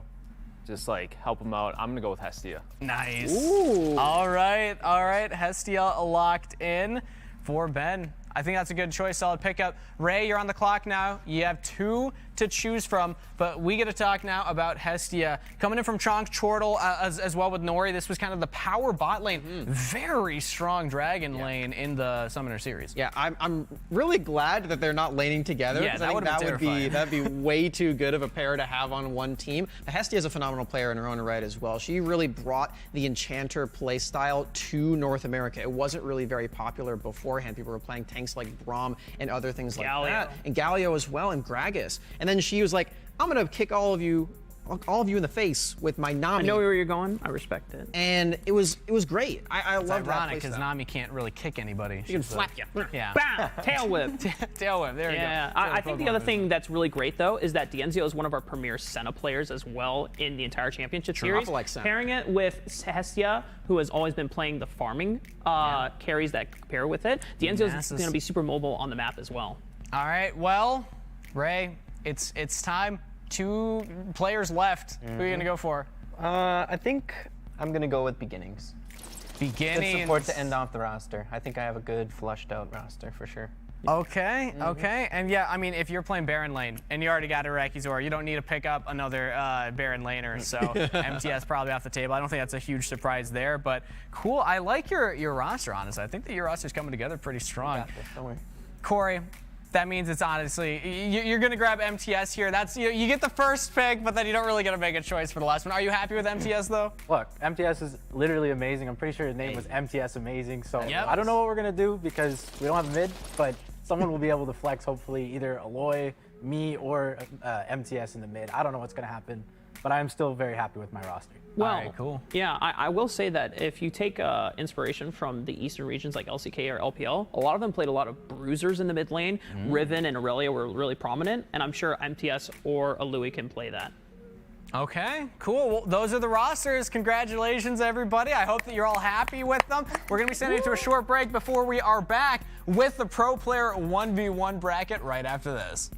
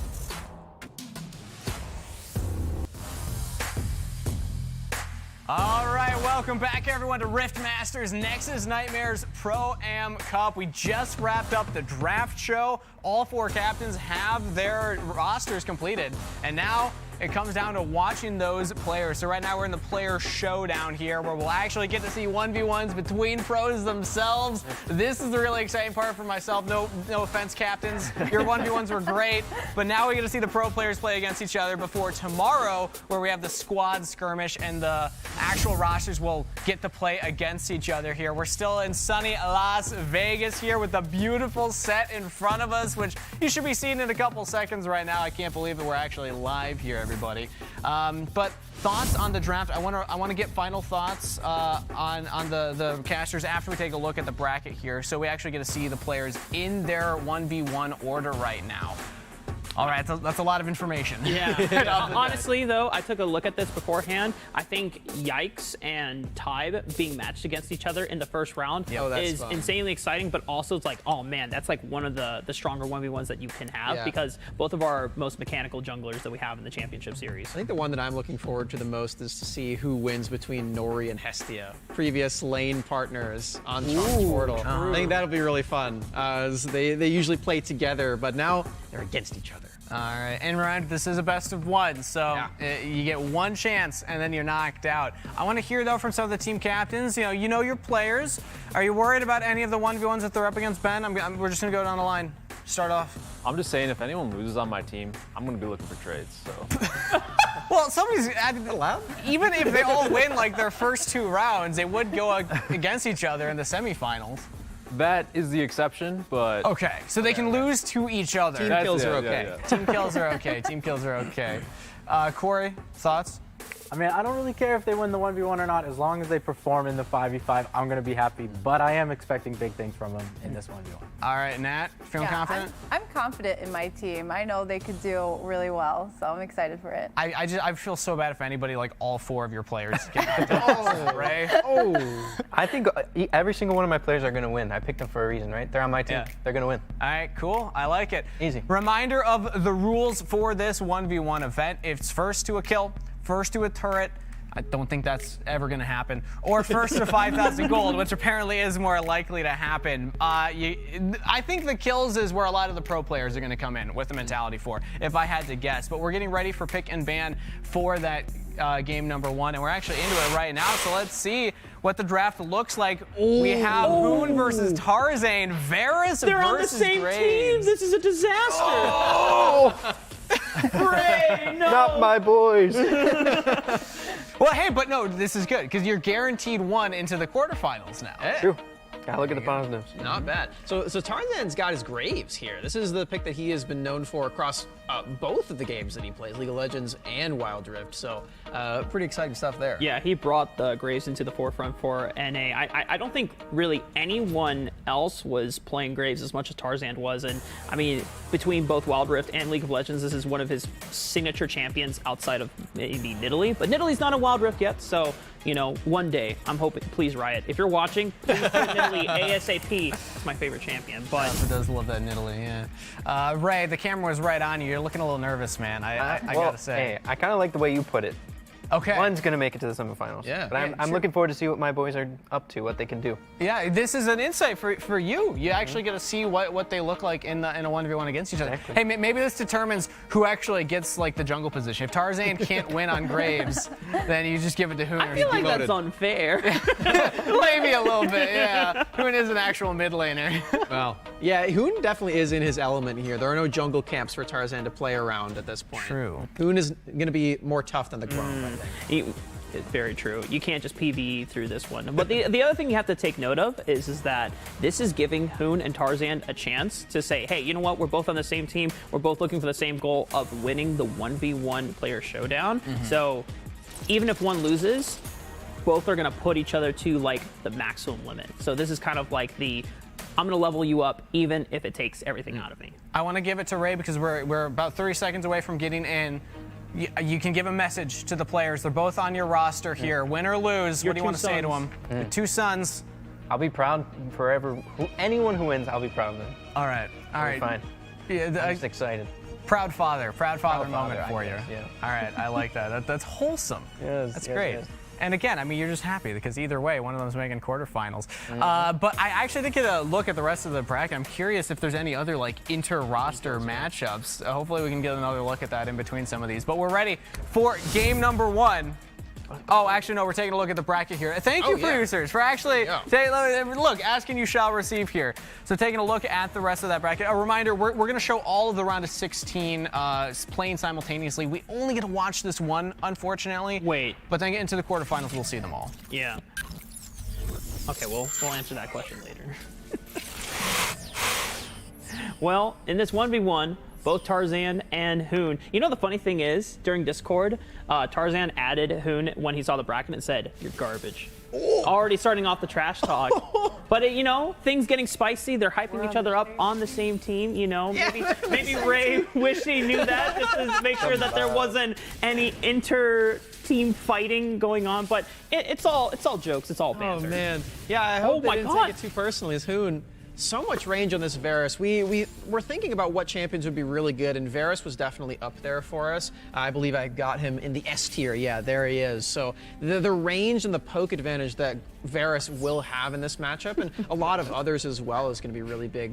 Grave is ranged, but it's in air quotes. You know, he's got a shotgun. You want to be in melee.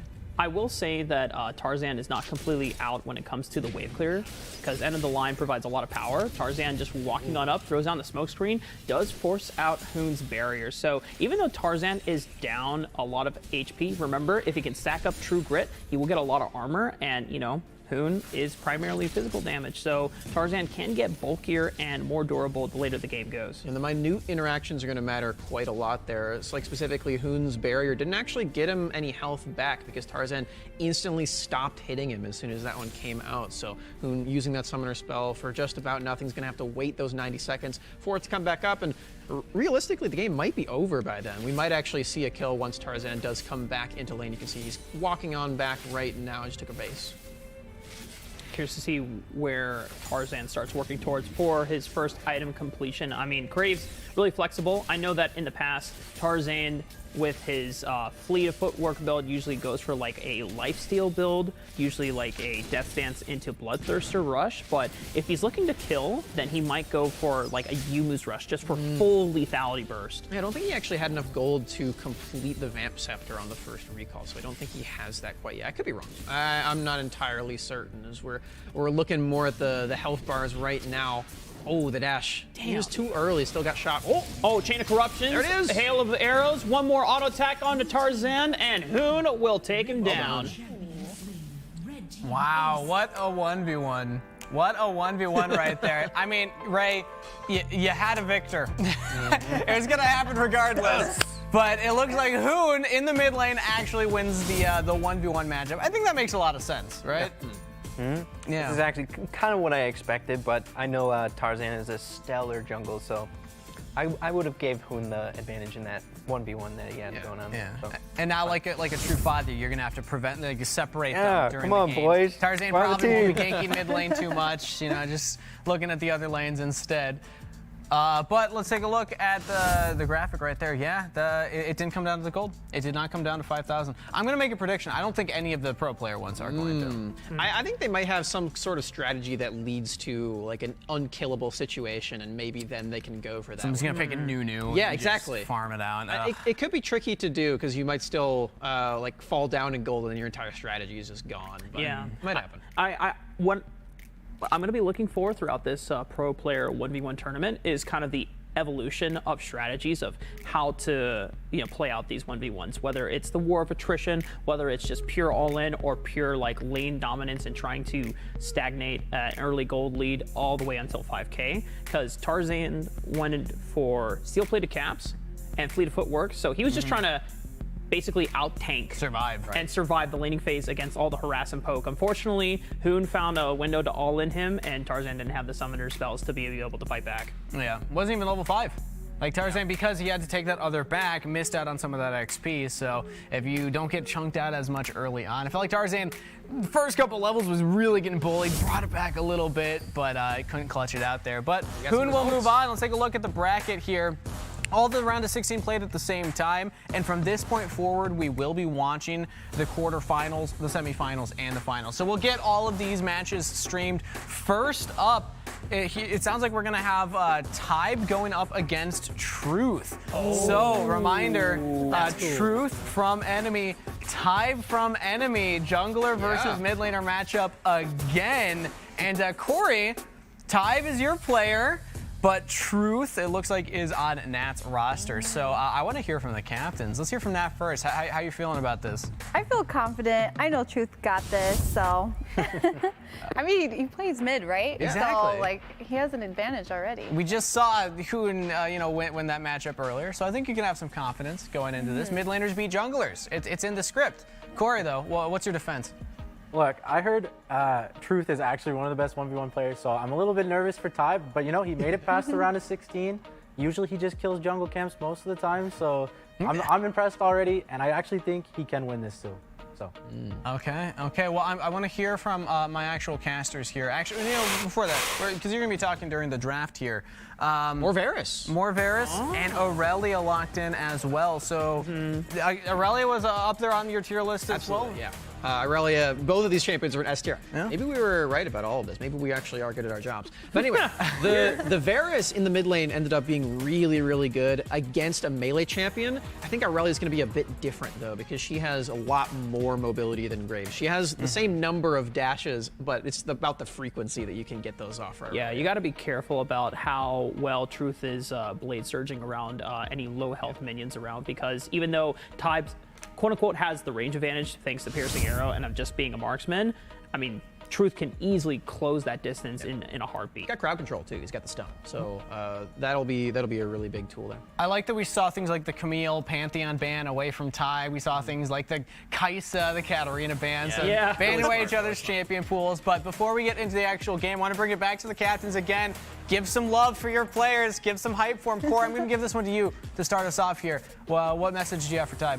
Look, all I gotta say is just dodge the Aurelia stun, and I think he can actually win this 1v1 pretty easily if he does dodge it. So my vote, and hopefully Tybe wins this one. Do you think they take Flash then? Is this an instance? You could, but I still don't think it would be worth in this case. Okay, I like it. Nat, Truth, give us some energy. Give some energy to your player. You got this, Truth. You got this. I believe in you. All right, I like it. Truth versus Tybe. Teammate versus teammate. I mean, you can't ask for much more. I actually didn't get a good look at the bracket to see if anybody's entire roster was eliminated round of 16. I want to keep track of whose roster gets knocked out first, because that's going to be a rough sign for them going forward. Yeah, I have some unfortunate news for Ray once we come back after this one. Because I want that. Sorry, we'll break the hard news later on. Man. We are going to get into this match soon. Yeah, we are getting it ready for this match. So let's see it. First round of the quarterfinals.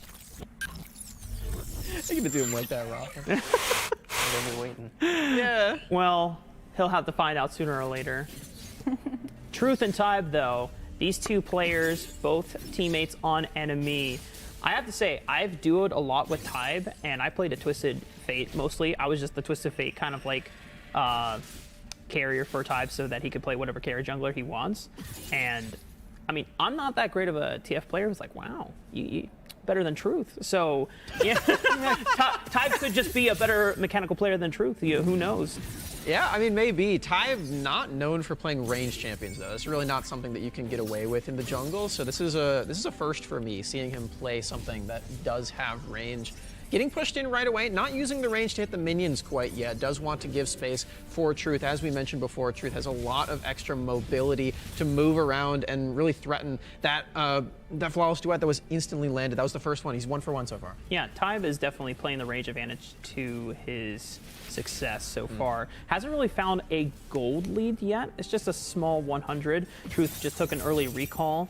I don't know what item component he went for, or if it was just merely just to get all of his HP back, but Truth already engaging with that Blade Surge, getting a lot of damage down, but now no mobility. You just see how much damage Tybe is able to relentlessly get on the way back. Yeah, there's a lot of blight stacks used onto Truth, but he went back, made sure that he didn't get those popped, because those do quite a bit of extra percent health damage if Tide lands an ability after that. So I like the Truth, was aware of that, went back for the Honey Fruit, is right back and raring to go in these minions, but you have to sort of wait around for them to have some minion on minion combat here. You can't really get in range with your spells on the minions. You want to use those onto Tybe's Varus. And Tybe, normally Varus's take Airy for the constant harass, but he went with Fleet because he knows how much damage Truth can do in just an all-in. So he wants to be able to survive and sustain back up after those aggressive trades.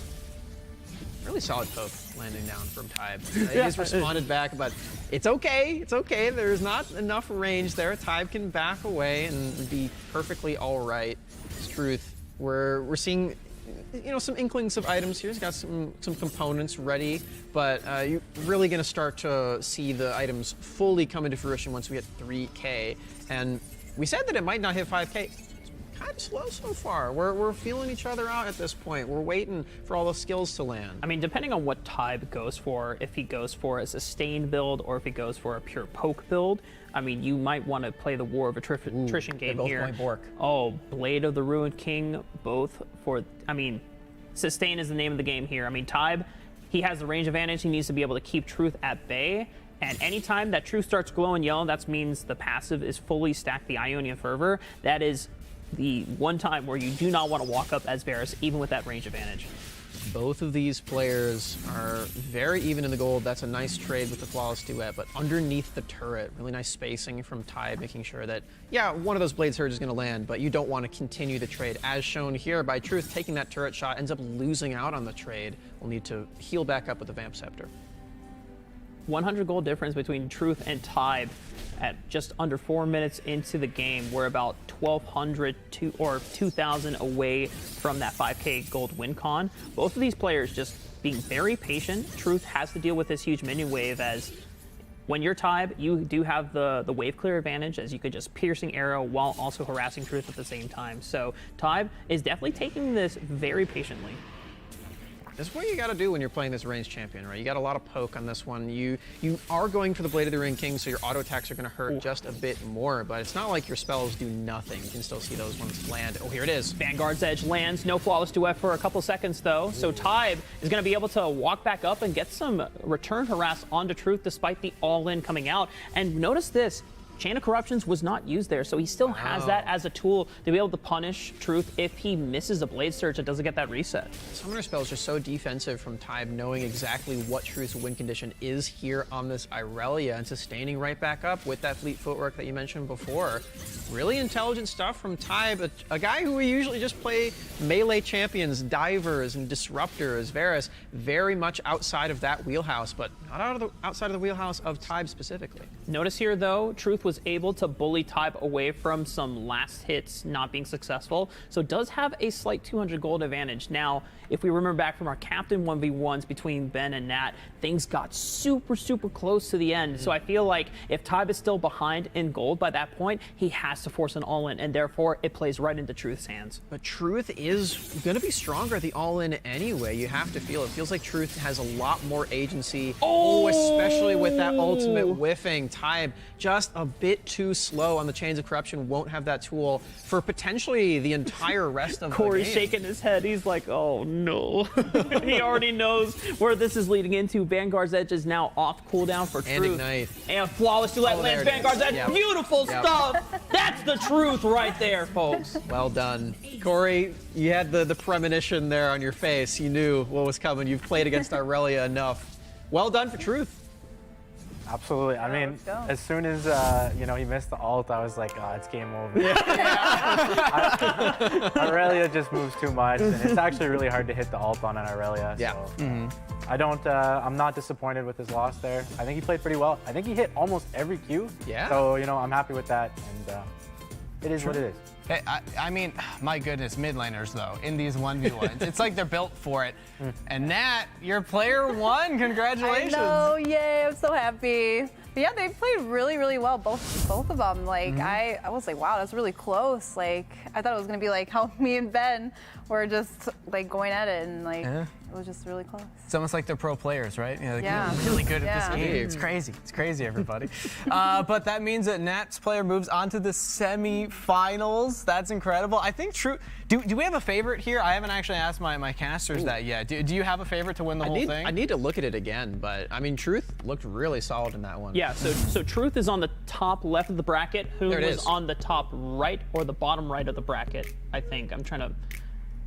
My dyslexia is kicking in, so I can't see that well. Yeah, so we got a lot of mid laners right now. Truth, of course, remaining. It's going to be Meals versus Hoon later. Oh so that's my gonna be pretty god. cool. And then in that bottom right, it looks like Hestia and Dienzia. So Mortal Kombat right there. Hestia moving on. Well done there. Yeah, I mean, Hestia being able to win out against Beginnings Nori. also. Yeah, We have two Hestia beat supports moving Nori on. her lane partner, which is insane. So now Hestia's moving up the ranks. She's already taken out one Senna abuser. Now looking at the next in Dienzio. But I think we had to break the bad news to Ray. Not only you had Hoon and Tarzan matching up against each other, you also had Beginnings and Iraqi Zoro Just playing family against- quarrels all day long. What's up with this? Hey, no, you're guaranteed 2 players in the guess so. quarterfinals. Yeah, you got a I mean, point come there. on. Got a It point is there. rough, though. It is rough. I haven't been keeping track again still of if anybody's entire roster has been eliminated, but as we're moving on, more and more likely for that. But it looks like Beginnings versus MTS will be our next 1v1, and let's take a look at their draft here. Beginnings on the Corki, MTS on that Lucian pick. So Lucian, a really big player.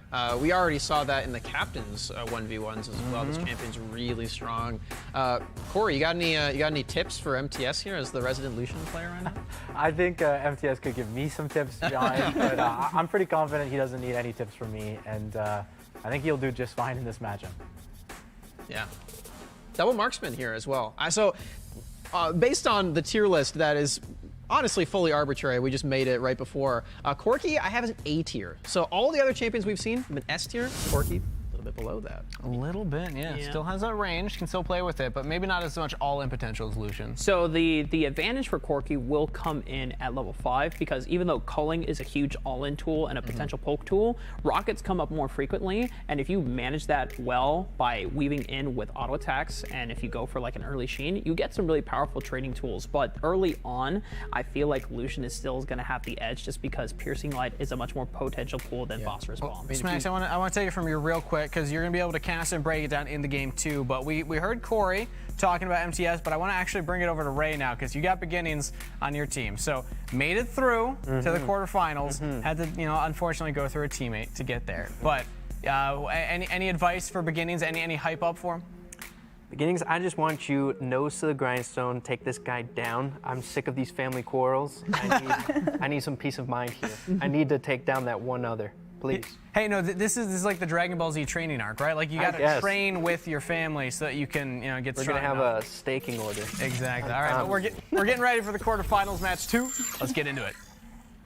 So what I was mentioning about Corki is if you can stall out to 4 minutes, you get the package. Yeah. And that's a really big player in these ones. So true. Yeah, it's still there. You can still recall it. It's not in the jungle or anything. You can just go right to your base and you pick that one up. So maybe Beginnings just wants to stall this one out and go for it there. Really solid all-in potential that I didn't even think about, I mean, rockets are still going to be a really strong tool for just controlling the minion wave and comboing that with harass against MTS. But yeah, I mean, now package is going to be a double-edged sword though, because you go quite far with it, and you got to make sure when you use it, you don't go under the tower. Because that would be really unfortunate. That's but I'm true. sure Beginnings is going to have that in mind. But MTS already trying to press that early advantage with this solution. Yeah, I like the trades right here. Both of them, getting about equal health leads right there, which I guess just means that there is no health lead coming back with those honey fruits.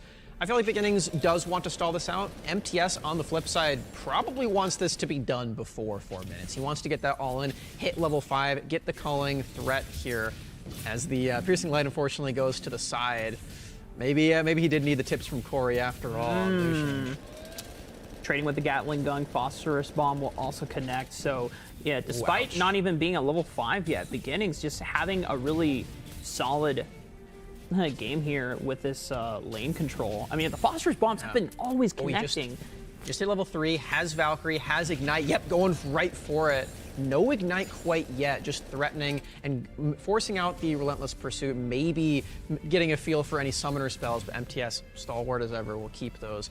Good to mention, these are only 2 Sentinels players that are playing up against each other right now. True. So, it may not be the Nexus Nightmares team combat right here, but it is previous Sentinels team killing going on in this one. And I'm pretty sure all the players throughout the championship series have done like 1v1s against each other, trying to test out certain lane matchups, which is probably where Truth came up with AP Kaisa in the first place for Enemy, respectively. So I'm sure that Beginnings, knowing that most of his team has like tried to do different combinations. MTS also bringing Riven into NA meta for Baron laners. I think now we got a chance to see how Beginnings can do, because you have to remember that he also played some farming carries when Rest ever took up the Senna. So, oh, look at this. Valkyrie forward, aggressive, but the culling comes out. Barriers both pop at the same time. We're taking it to the river. Blood will be running through, but it's going to be MTS that comes out on top. The mid lane is not big enough for these 2 players. They got to stretch in and get the Scuttle Crab in on the action. Well done, MTS. Last pick player. He's in, he's in the semis. Wow, yeah, going off in the 1v1s. MTS, I think, has a chip on his shoulder. You know, got something to prove right here, but that was so close. In the rules, you can leave the mid lane. You can go into the river or the jungle. You just can't farm any jungle camps. That's the first time we've actually seen players move out of the lane. So yeah, MTS taking that one. Corey, another player with a victory. Look, I'm happy because I was basically going to force MTS to play mid anyway, so, you know, he's doing pretty well for himself in the mid, and he looked pretty solid on the Lucian, except for that one piercing light or whatever. So I'm happy with his performance, and hopefully he takes it the whole way. All right, well, let's take a look at the updated bracket now, because MTS will move on and play up against Truth here. That's going to be a fun matchup. Solo laners, Baron lane versus mid laner there. That will be exciting. But next up, we'll have another one of these quarterfinal matches ahead of us. But initial thoughts from the casters on that first semifinals? I mean, this is validation for Corey, knowing that he locked in MTS last and saying, hey, you know what? If he's going to go mid lane, going up against Truth is going to be a good, like, benchmark test to see, okay, how good can MTS lane against an actual mid laner, right? And also the last pick made it further than your first pick. That is interesting. That is interesting. Ray, I want to give you a chance to defend Beginnings. Your thoughts on your player? I can tell Beginnings is a showman. That match was probably the best match of the whole entire day. So he did a great job. That was really exciting. I think you were winning the entire time. It just kind of slipped off at the end. Yeah, it was real close. It was real close. I think you can still feel good about that one. But our next matchup will be Hoons versus Meals, and we have the draft board already. Meals pulling out the Lulu. He has seen some of Nat's strategies earlier today. Dude, look at Hoon's bans. He took away the Aurelion Soul. Come on, man. Yeah, for reference, I've got Aurelion Soul in F tier. I think that champion is not very good for 1v1s, but respect to Meals. I mean, he is very, very good at that. You also have Akshan in F tier, right? I do have Akshan. So interesting that the players, I think they're banning out comfort picks, right? They're banning out what the players are known for. Yeah, you definitely don't want to give Akali or Aurelia over to Hoon either, because that man could completely just style on you. So Meals taking a safer approach with this Lulu as well, trying to basically mitigate and out-harass Hoon's Varus here, but Varus will have the range advantage. Yeah, it's our thoughts. But Ben, you got a player into the top 8 here. We haven't brought it back to you yet because none of yours have played yet, but now you have Meals here. What are your words? Encouragement for Meals going into the match? I'm glad you moved on, Meals, and this is going to be a great test to see what he's got. So I'm excited. All right, interesting to see the Lulu lock in for Meals. But yeah, originally a mid laner, and there's that Aurelion Soul you're talking about, Rob, banned away. Actually, hometown Houston, Texas. Interesting there for Meals. But on the other side of that, Ray, you got Hoon. Beginnings couldn't make it, couldn't make the cut, but maybe Hoon. Maybe Hoon's your guy. Maybe this is your chance. Hoon already took down one of my teammates, so I'd like to see him go all the way, that's for sure. He's your last horse, right? Yeah, last horse in the race. Yeah, the last. Oh, really? That's his last. I think so, because two of them were team. Yeah, Beginnings and Iraqis are not. Yeah. True. All right. Well, that's unfortunate. The back of this horse. Back of this horse all the way. But let's get ready for the third quarterfinals. Already. Right off the bat, we didn't even get into Wild Rift, and they're just throwing blows at each other. Handshake auto attacks right there.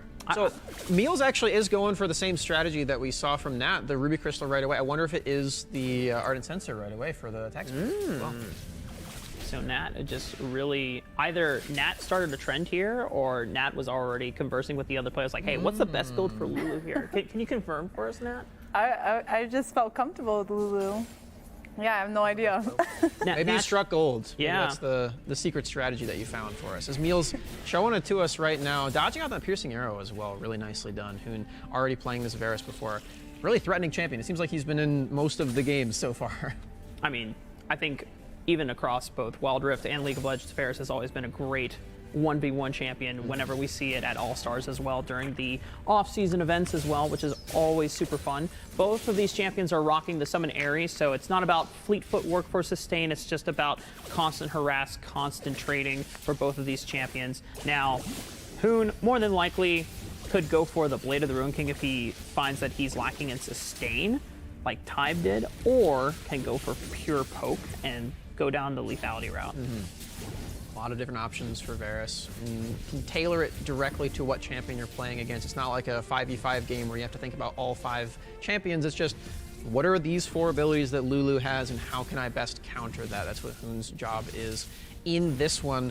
I feel like Meals may have been predicting that Hoon was going for an assassin with this Lulu pick. As we mentioned before, this champion's really solid at denying out burst, but Hoon going for a more artillery-style champion might have a better time against Lulu, who doesn't really have a whole lot to deal with that once Hoon starts rolling on Varus. Yeah, as a reminder, no one gets to, you get to see the 3 bans, obviously, but then it's a blind pick for both of the players, so they're just kind of going in with the mind games of like, okay, what is this person gonna most likely pick? And so, but I think Lulu's just a great all-around pick. Oh my gosh, so much damage with picks and Ignite. He had to pop the barrier as well. Wow, trade of summoner spells. Meals remains with the defensive one, so any all-in that Hoon goes for will be mitigated. But yeah, as soon as that Ignite comes back up for Meals, he can go for that right again. Really impressive stuff. And underneath the turret, too, I loved that spacing, just getting around the outer rim of the turret range, making sure to not take any extra damage there. And we have to note, Smax, that this isn't Meals' first time on Lulu or Rodeo. In fact, you have to remember that Cloud9 were one of the few teams that ran supportive mid laners to try and give Tarzan an extra boost whenever he did ran that Graves. So, Meals, this is almost as good of a comfort pick as playing Aurelion Sol. Yeah, and as a supportive mid laner as well, you do need to know how to fend for yourself in disadvantageous spots. You need to know how to lane appropriately when playing picks like the Aurelion Sol. It's not really about the lane. It's not really about you. It's about roaming around the map. So you got to take what you can get. Oh, that's a Warden's Mail for Meals. He's going for the armor. Ooh. Both of the Cloud9 players and Tarzan and Meals on the same mindset about it's all about durability and outstatting your opponent, and not necessarily aggressive-wise, but you know the best defense is also a good offense, right? So, I mean that's Lulu's entire mantra, right? You got all these shields, you got all this extra HP for yourself. Now that's going to be even more effective with this armor. Hoon not really going for any armor penetration, but he is going for the all-in. Chain of Corruptions, Wild Growth traded back and forth. Remember, there's no barrier for Hoon quite yet. Taken very low, sub 200 Here HP. it comes. Piercing arrow is going to go wide at Meals, but you still got to watch out for the hail of arrows as well. Both of the players going to have to take a recall after that one. If that arrow hit, I think that was it. I think Meals would have died. He had 3 blight stacks on him that would have taken him out. So really nicely done to dodge that one. Also worth noting, blight stacks do deal magic damage. So the armor isn't as effective against that ability in specific. All the arrows and stuff, those are going to be doing physical, but Hoon went for that all-in knowing that that could have been an opportunity for him to get the full 100 to 0, not quite landing it. He's going to need to find it though, because he's down a gold. Hoon is all-inning on this, what I believe is going to be a Yumu's Ghostblade rush. He's keeping the minion wave here. Thought about either recalling or staying. They're both tied in gold, or actually down about 200 gold, but with this minion wave, I think Hoon is trying to trim the wave and deny as much local gold and experience for Meals as possible. Really smart. So, making sure that the minions die before Meals even gets there. Super, super effective way to come back into that gold. And you can see they're effectively tied right now. So Hoon completely mitigating that win condition at this time. Doesn't have to be super pressured to go for an all-in anymore. And you can see he's even in the lead now as he's trimming the enemy wave. Yeah, note the summoner spell advantage. Meals is still waiting on the Ignite to come back up. I think Barrier's available once again, but there is an opportunity for Hoon to potentially force an all-in where he had the summoner spell advantage, but now both of the players have their ultimates as well available. I think the only thing that feels bad for Hoon, even though he has some lethality and ability haste, the fact that there is a Warden's Mail on Meals means that the lethality is not going to be as potent. I really like the fact that Hoon pushed in that wave with his extra abilities before he took the recall. He noticed that Meals was trying to give him a taste of his own medicine there, keeping the cannon minion alive so that it would kill his own minions, but denied that one away, and it's dead even, Rafa. We're within the 1,000 gold benchmark. We said it couldn't be done. We said that these players would be so bloodthirsty that they would just kill each other instantly. 6 minutes in, we're coming down to the wire. Still all-inning on the lethality. I mean, if he... More armor penetration, even against the Warden's Mail. I mean, you can get over that armor stack, and you can still do quite a bit of damage. Looking for the piercing arrow, doesn't quite find it. It is getting so close, Smacks. Yeah. Both 4.5K. I need a photo finish at this point. I'm not quite sure, because it's dead even, at least on their scoreboard here. Might have to get like some sort of replay if that comes down to it, because it's getting really close. Oh, I think Hoon actually has the honey fruit gold. I think he just picked that up and got an extra 60. Oh, sweet. That might be the difference. Wow. A Chain of Corruptions goes wide, and now Meals is taking an aggressive stance here, trying to force Hoon back. Piercing Arrow does find its mark, forces Meals at 200 HP, but he still has Honey Fruit that he could pick up and look for the sustain option here. Yeah, Hoon is... Okay, Hoon's not going to recall. Okay, great move. He needs to just kill one minion, then it's done. It's 4.9. Hoon just barely hit it before... Piercing Arrow looking for it, but he has to be careful that he doesn't get it in. And Meals is trying to go for it. Ignite under the tower. He's trying to force the all-in. One more turn shot. Oh, Meals does Oh my gosh, and he just got 5K. He got 5K while he was dead. Oh. That was so close. But Meals clutches it out in the end. Oh, that was the photo finish. Wow. That was as close as you could possibly ask for it to be. I was sweating because I had literally just said before this match we're not going to get a 5K victory. We did it. We still have not yet, but Ben, congratulations. You got a player picking up another win and going into the semifinals. I'm excited for that. This was like the perfect test to see how Meals would perform, and I think he blew my expectations. So I'm really excited for that pick right there. All right, you're excited for your support mid laner, wherever you're gonna put him. Yeah. But either way, it worked out. But man, Hoon, so close there. You know what this means? It means that Raid doesn't have any more players running. Nobody in top 4.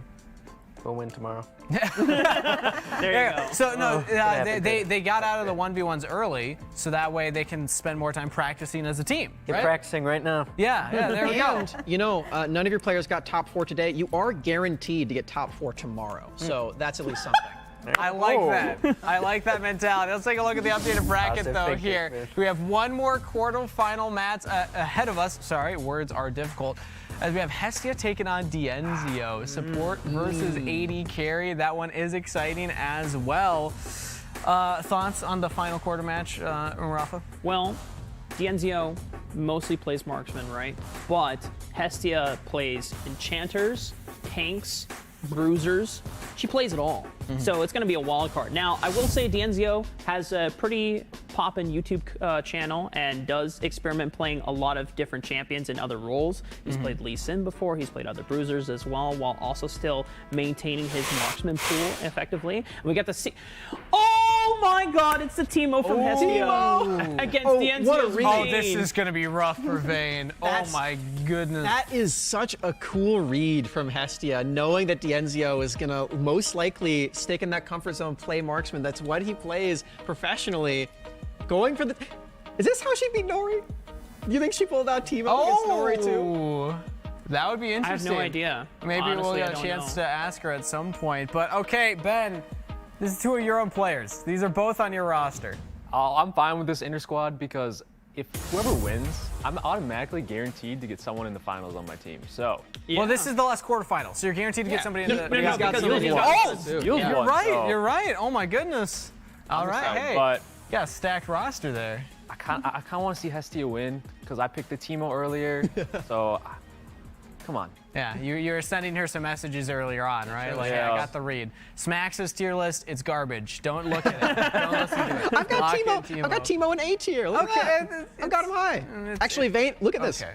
Literally, Teemo and Vayne are right next to each other. They actually you want are. to Like, Too actually, small for the camera. Well, Too small for it's the camera really, to pick really up. small. And but your handwriting is terrible, but still, regardless, the point stands. it's not that bad, guys. Come on. It's okay. But Ben, you feel good either way. But let's give a message to both of the players. D'Anzio up first, and then Hestia. D'Anzio, I will not hold it against you if you lose this. You'll just come back strong tomorrow. Hestia, show me what it's like to dominate with Teemo. All right, you gotta be taking notes, Ben. You gotta be taking notes on how to play the Teemo pick. Let's talk about interactions between those two here before we get into the game itself. The blind is gonna be almost impossible for everybody to deal with. That's gonna be brutal. I think the blind is just such a nice read from Hestia. Like I said, that's a marksman player that you're playing up against, so huge. Let's get into it. Final quarterfinals. I think how D'Anzio positions around Hestia's mind traps, as well as where Hestia is compared to the wall for the condemn plays, is going to be crucial in how you can fight back. But you know what? Sick. Oh my goodness, D'Anzio just being super aggressive level 1, because I don't think Hestia took blind. No, she did. So what he did there is he tumbled in, got an auto attack, and then Hestia responded with the blind. D'Anzio waited it out and then went for a couple extra auto attacks after that. Really nicely played by D'Anzio. You do have that extra movement at level 1, because with tumble you have your primary damage spell and all of your movement in that one spell. So really nicely done. Now Hestia also has a tumble, so she can do the same thing, but the extra range here for D'Anzio is putting in a lot of work. Yeah, D'Anzio also opting in for the fleet of footwork, trying to make sure that he doesn't fall behind in terms of the sustain advantage. But the fact that he's winning out on trades, plus the fleet of footwork, giving you the extra movement speed, plus the Night Hunter passive that you get with Vayne, means that you have ways to gap close onto this Teemo. Ignite's being forced out. Bear is going to be close. Condemn looking for the... Wow, D'Anzio just smoked Hestia. That was insane there for D'Anzio. His movement was immaculate. And the trade windows, too, the way that he played around when he was blinded and when he wasn't, very impressive stuff. Wow. My goodness. It was close again, but that final proc of the Silver Bolts was just enough there from D'Anzio on the Vayne. And, I mean, Ben, your first pick looked very comfortable in what I thought was going to be a really tough matchup. I'll take that. Like, D'Anzio just looks so strong right there. Hestia's going to be probably supporting him, so hopefully there's no bad blood today. But it was good to see them both play. Yeah. Man, like D'Anzio, I think it makes sense that was your first pick. Like, you can feel really good about that because the tumbles, the early game, the level 1 play, it all came together. This was the first time that we saw a kill before any items were purchased. They just went for it. Just instantly fighting from the get-go. You can see that they're both not even at 2K. So that was probably the fastest one we're going to get today. You know, Vayne isn't always known for her early game laning phase because most of the times she's on the back foot and waiting to scale up. But, you know, in certain matchups, especially when you go into the Baron lane, if you're a pain in the butt, you know, politely speaking for a family-friendly audience, Vayne can win and be super aggressive on the trades. So let's take a look at the updated bracket right now because we have our semifinals lined up. On the right side, it will be D'Anzio versus Meals. Ben's feeling good either way about that. Somebody's making it into the finals, but then MTS taking on Truth first up in the semifinals. Again, Truth here, early pickup there by Nat. You still got somebody in the running there. And MTS, the last pick from Corey, making the run here. So, Corey, I'm going to give it to you first because, I mean, coming in, maybe underdogs here, arguably. What you got for MTS? I mean, MTS is in a fill role, so I'm hoping he can handle, deal with Truth a little bit here. As long as he doesn't get squashed in this matchup, I'm going to be happy. And he kind of knocked out my other teammate, Avoy, early rounds. So, you know, I didn't really have too many top laners moving past the first couple of rounds. But I'm happy. Hopefully MTS can prove me that he's going to be solid in the mid. But we'll see.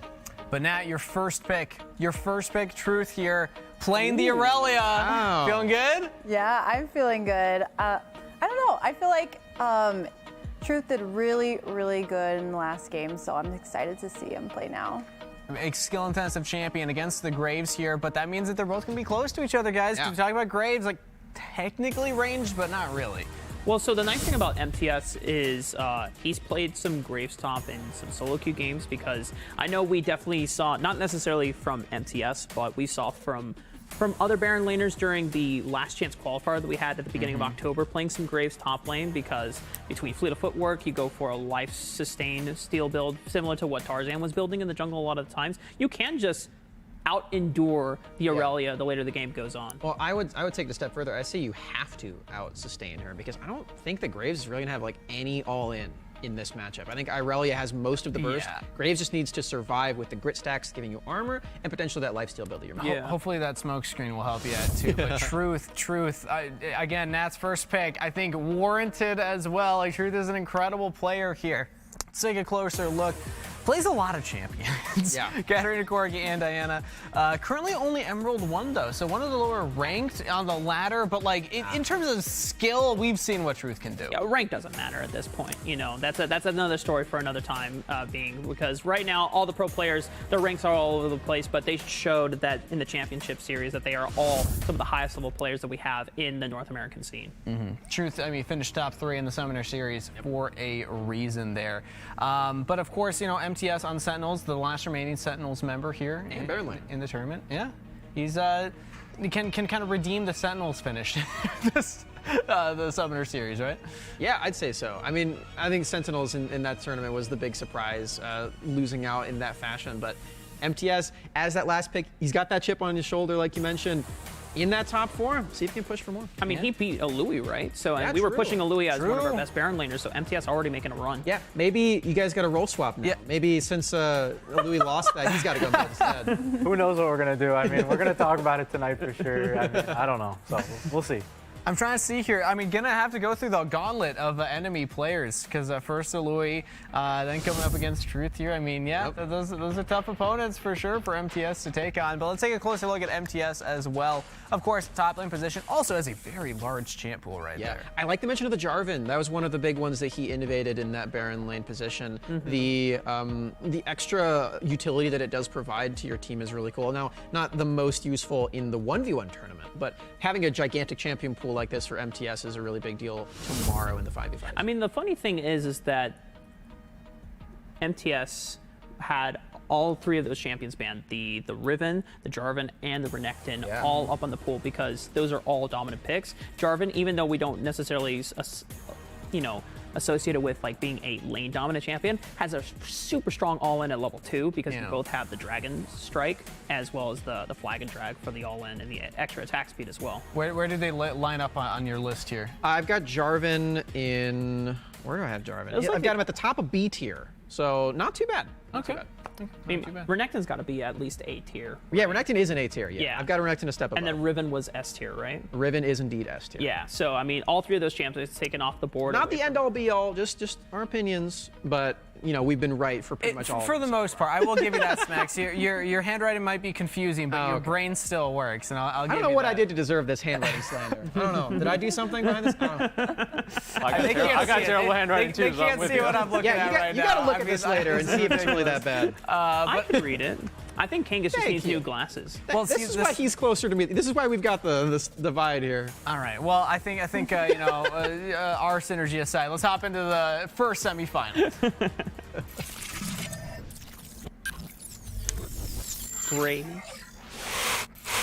Graves versus Aurelia. Sustain versus all-in power. It's our first flash. Yeah. Oh, look at that. So MTS is actually valuing the ability to dodge out either on the Vanguard's edge or the flawless duet stun. So MTS, he will have a little bit of the wave clear advantage as well, because between end of the line and just the way his auto works, already Truth just getting so many auto attacks in. You got to remember, MTS doesn't have that many true grit stacks right now, so it's not going to be that much. And Truth does also magic damage with his passive. That's absolutely true. MTS losing out on that trade just a tad. Has that fleet footwork, and Truth needs to go for a lot of damage to stack up that Conqueror, so won't have the same level of sustain. Ooh, I like that attempt. Ignite comes out, but Truth is going to fire back. And he knows that MTS doesn't have barrier. He's able to flash away, but Truth is going to maintain the Summoner Spell advantage. Wow. So Flash does have a significantly longer cooldown than every other summoner spell. So not only is it not great in combat, but you won't have it for the next few minutes here. So that's a pretty big deal for MTS not having access to that spell. Definitely a comfort one for him. You know, Flash is something that pretty much everyone takes outside of a 1v1 setting, but right here, it ended up letting him live, but could have potentially used something else. But regardless, this is where we are. I think MTS is gonna... I thought he was gonna try to see if he could cancel that recall off of Truth, but MTS is gonna remain cool.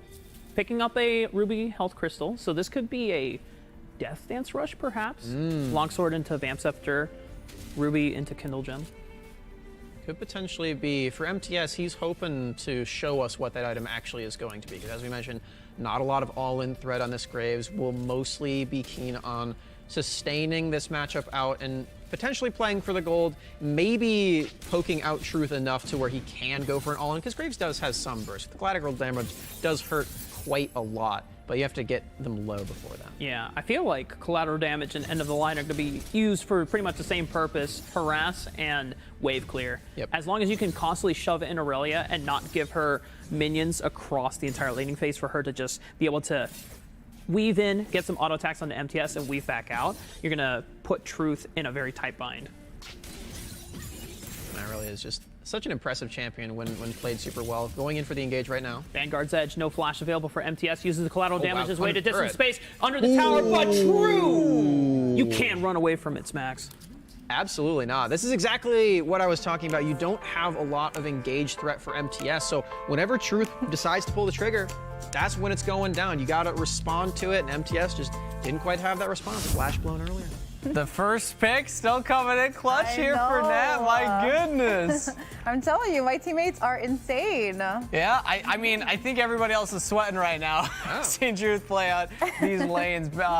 Very strong mechanical performance coming out from Truth here. Again, Emerald 1 player, by the way, right? Like, it doesn't matter. He's insane. He's decayed. Yeah. We'll be back up. Solo Q's a mess right now. Don't worry about it. It'll be fixed soon. All right, true. Well, congratulations to MTS, first of all, for making it to the semifinals. Still a very impressive performance from him.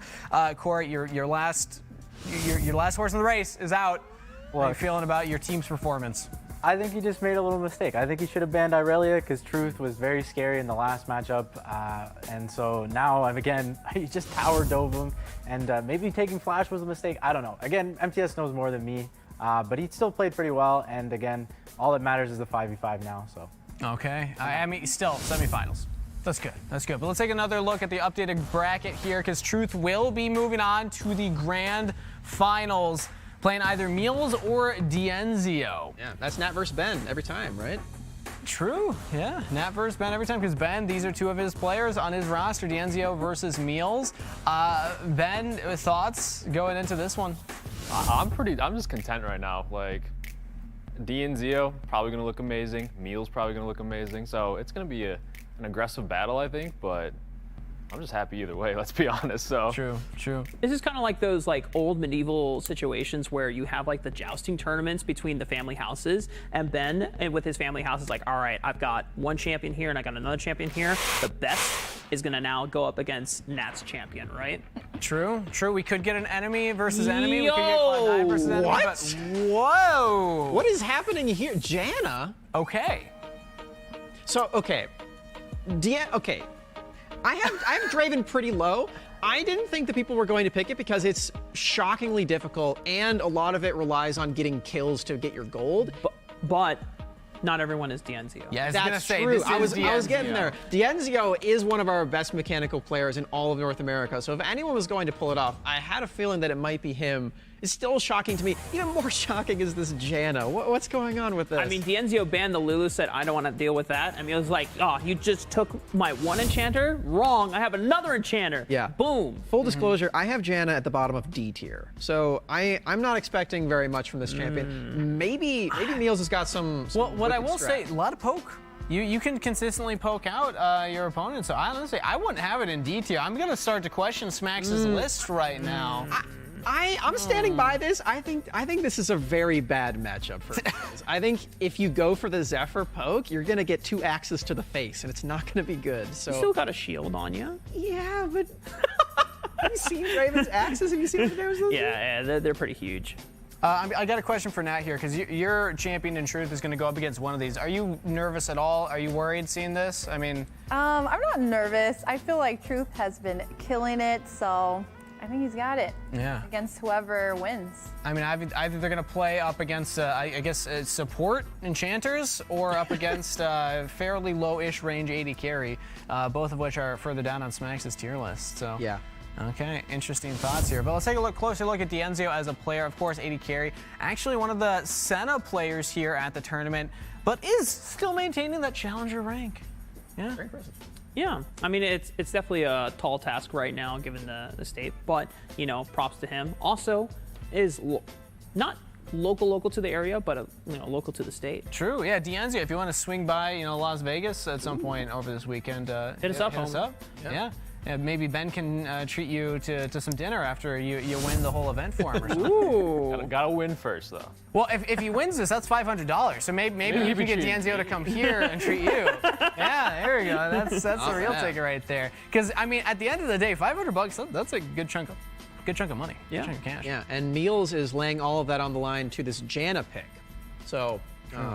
Did anybody tell the players that there's $500 on the line? Hey, listen. Here's the play. Meals is gonna bait Dienzio into catching axes forward and forward and forward, and then he's gonna flash Monsoon right into the turret. Ooh, the flash cool. Monsoon engage.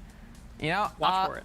I don't know if flash against Draven is recommended. I don't think there's much else you can dodge. Okay, but Kangas, you're really messing with my narrative right now. Okay. I need you to back off. You need me to chill out a little bit? Yeah. All right, I'll chill out a little bit. I feel like this desk is getting semi-hostile lately. Are you feeling I this? feel like Is if this we're just not me? hostile, it's not fun. So, hostile. All right, I'm playing the heel right now, I guess.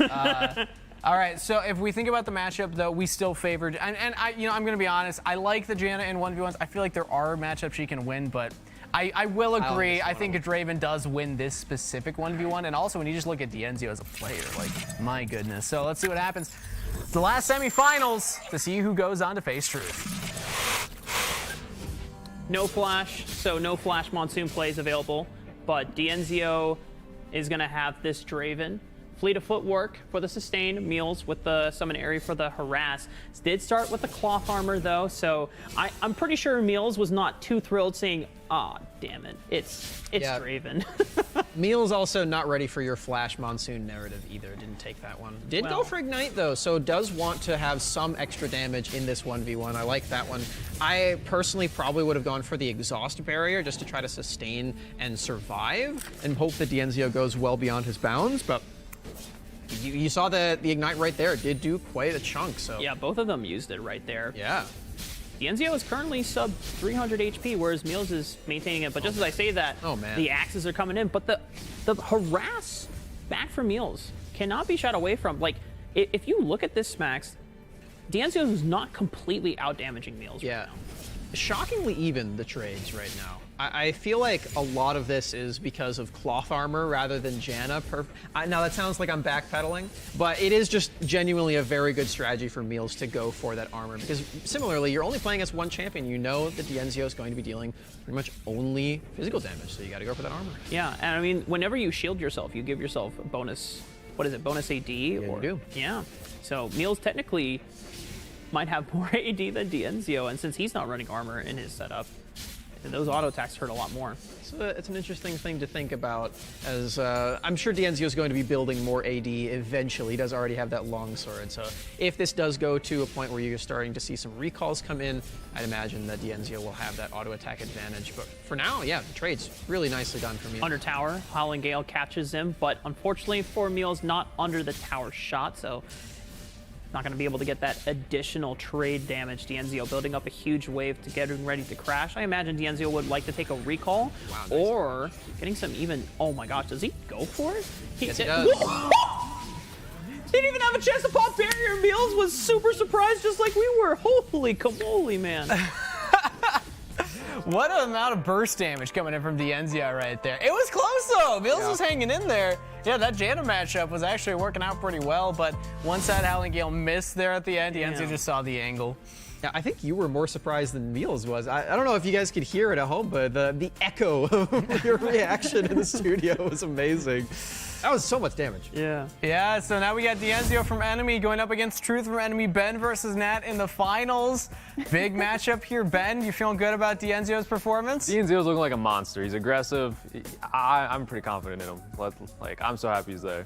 All right. I think, again, this was your first draft choice. This was Nat's first draft choice. I think that we're starting to see that first pick actually was very important for these teams, at least for the 1v1s. But let's take a updated look at that bracket here to show who will match up against each other for the $500 prize. Truth versus Dienzio. Now, of course, $500 feels great. You like it. But the big part of this is keeping track of how these pros look on the day, because they're going to be playing in 5v5s going into tomorrow. So now I want to start thinking holistically, regardless of who wins and who loses.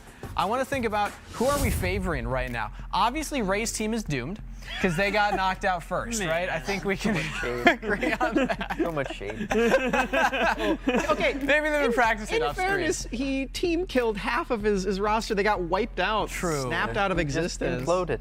Yeah. It was my fault. That wasn't your fault. Imploded. Exactly. But between like the remaining players representing teams, who are we thinking is the big threat? Well, the exciting part is we actually have an enemy showdown between Truth and Dienzio. So, and both, I mean, you have to remember that Truth is the one that, brought AP Kaisa into the forefront, but, not before Dienzio put out a content piece talking about, dude, AP Kaisa's broken. And I wonder if, like, just between them, they have been theory crafting a lot of, like, super insane, just specific lane matchups. Well, speaking of insane things, I mean, we just saw what Meals was cooking up here in the mid lane, the Lulu and the Janna. I feel like Ben's team's looking pretty hot at this point. The Dienzio mechanics are pulling through. Meals got some creativity going on. Yeah. I'm pretty impressed by that one. I think that right now, I'm favoring you, Ben. 3 out of 5 in the quarterfinals. 2 in the semifinals, had to play each other, but 1 guaranteed in the finals. Not a bad showing. Well, Yikes didn't make it, so I might see if he might be on the trading block. Okay. Yeah, Truth. You willing to give up Truth for Yikes? I think that's fair trade. Come on. Yeah, no, Truth is going crazy, so that's my pick. All right, Corey, I want your thoughts as well on your team. Are you satisfied, disappointed? Where are you at right now emotionally? Look, I didn't pick any mid laners, so I can't be like unsatisfied with their performance. MTS did pretty well for not playing mid, and he was up against Truth, which arguably is probably one of the best 1v1ers in this tournament. If I had to predict, I think Truth is going to win this matchup, but again, I don't know. Could go either way. Okay, Ray, your predictions going into this one: is it Truth? Is it Dienzio? Dienzio has been really scary, not gonna lie. Yeah. I think he won both games without getting an item going back, so really very aggressive, very fun to watch. So we'll see. Okay. Now, I do. You're still in the hot seat. You're not making it out yet. Man, I just want to give just some warmth your way. Chat, give some love to Ray here, the only person that didn't have anybody make it to semifinals. I think he needs it. But it looks like we're getting ready for draft right now, and we actually have our bans first before they lock in their picks. Over on the side of Truth, again, banning away a lot of these marksmen make sense against Dienzio, and Dienzio banning away these mid laners here. Akshan still showing up though, Smax. You really did not favor him on your tier list. I did not, mostly because Akshan just doesn't really have a lot of combat power in his first 3 abilities, so I didn't feel like he was that threatening. There are a lot of other marksmen that do a lot of that. Like, I'm surprised the Misfortune hasn't been picked a whole lot. Sure. Whoa, okay. Truth with the, this is one of his signature picks. Truth is a stellar AP Burst Rakan player. Yeah. Pulling this out against Dienzio's Vayne. I am not confident against the Vayne. It's over. It's over. I'm sorry, Nat. I'm sorry. I know that we're rooting for Truth. So here's the funny thing. Dienzio purposely left up the Kaisa, did not ban it away, and I think Dienzio was expecting Kaisa to come in, but Truth is like, no, I'm not gonna pick the Kaisa. I'm just gonna go for the Rakan. But I feel like I don't know. Rakan and Vayne just sounds awful. No. You got it all wrong. So I know that in the last matchup, I said the Marksman was way better than the Enchanter. I'm gonna swap it right now. Janna just sucks. Rakan is good though. Rakan has a lot of burst damage in the grand entrance, and if you can get to the quickness too, there is so much power. And we've seen Truth pop off on this. Kangas, you have to excuse him. Yeah, this is a Rakan apologist, by the way. So, Okay. Yeah. What happens when he battle dances in or grand entrances in and Vayne just tumbles out? Yeah, who do you battle dance You to? don't level the ability. Oh, all that burst that you were just talking about. You don't. No. The battle dance. You have no one to dash to, so you don't. Well, level yeah, that yeah. ability. But the grand entrance, you'll still have the Vayne, I believe. I've hit Vaynes with battle. Corey, who you got here? Let's go to the Resident X Pro to settle this debate. I was talking highly of Truth, and I just don't think this matchup favors him whatsoever. So now I have to switch. Now I'm going to do it. Yeah. I'm going to be the only truther, it seems. Preaching the truth there. I like it. Thoughts? So let's go through the rest of the captains here. Now that we actually see the matchup, Ben. Well, obviously, everyone's just trying to put pressure on DNZO right now, so he can't let it get. Everyone's saying, "Oh, he's gonna win now because of the picks," but he's gonna be cool. He's gonna be collected and just not fall. He's not gonna fall under the pressure here. Okay, so He'll you're live up to the hype. Back in the DNZO train. Nah, come on, you gotta stick behind Truth, right? Of course, yes. I'm rooting for Truth all the way. Final thoughts, I see it in Ray? your eyes. You're switching to DNZO. Me? I'm still going DNZO, of course. Still going DNZO? Of course. Okay. Let's see who takes it. Oh, wow. I mean, already the auto attacks are being traded level 1. DNZO trying to take advantage of that extra powered auto attack from Tumble. Yeah. This is what he did against the Lulu as well. This is another great start for this Vayne. As you said in that matchup as well, Vayne usually known as a scaling pick, but in this 1v1, you're having just so much extra power. This is the earliest recall we've seen so far. I mean, he can't even buy anything. He's just gonna go back for the health. Yeah, it's because this matchup is awful. Come on, Rafa. We're in the finals, man. I mean, if Truth turns it around, I will not talk for the rest of the broadcast. Oh man, that's horrible. That's a punishment for me. I love your voice. Oh, thanks, man. Well, DNZO not going to be shying away the fact that this was a current teammate from Enemy. DNZO is still looking to put Truth down and take home this Pro 1v1 tournament in his hands. DNZO on this Vayne is just so scary. I genuinely do feel like this is going to be really, really tough for Truth. That's another... Oh, wait. Okay. Wow. The burst. Okay. I told you. That's actually kind of sick burst. What the... Like, what? How is that possible? What the feathers is what he was going to say. Yeah, what the feathers, Because this is a very powerful champion. You got that amplifying tome right there. The ability power just puts in so much work, and the electrocute as well. Truth has played this champion a lot. He played it in his professional games, in games that he was trying to win and qualify for bigger tournaments as well. So I know that he has a lot of experience with this pick, and he's putting it to good work here. DNZO still remaining calm, cool, and collected. I think Ben had some great, words to say about, it's like, hey, don't let the pressure get to you. Don't let, people say, oh yeah, obviously this is going to be DNZO favor because of Vayne. He's still playing calm, cool, collected. Beautiful death. Bam! DNZO comes out and is your champion for the 1v1. Against the wall, pinned him down. Well done to DNZO. A very tricky champion to lock down, but he managed to do it. And that means that Ben's our winner. Yeah, congratulations, Ben. Congratulations, DNZO. That $500 lives in Nevada. Hey, maybe you can swing by, treat the team captain to some dinner. Let me just say, DNZO is looking amazing, and so hyped for tomorrow to watch or to play with him, and just like, whoa. Yeah. Good. I have a theory about the Rakan pick, by the way. This isn't confirmed, so nobody hold me to this, but they're teammates. Maybe Truth was like, look, I know DNZO's been having a rough week, so let's just give him like a free one, right? I'll just play Rakan and him. If I win, then that's on him. But we'll throw a softball because Nat, I think that Truth had been popping off before that, so you still can have some confidence. But here's the bracket. Congratulations to DNZO, the winner of the Nexus Nightmares Pro-Am Cup 1v1 tournament between the pros, and that's our look at the pro players that will be competing tomorrow in the 5v5s, and that is the main show, right? Like, that's what this is all leading up to. This was just a teaser to see who's ready and who's coming in hot, and already these enemy players looking insane. So I want to get my final thoughts here from the casters. Thoughts on the day? Any surprise pick? I mean, obviously the Rakan surprising, but any other surprises that came out to you?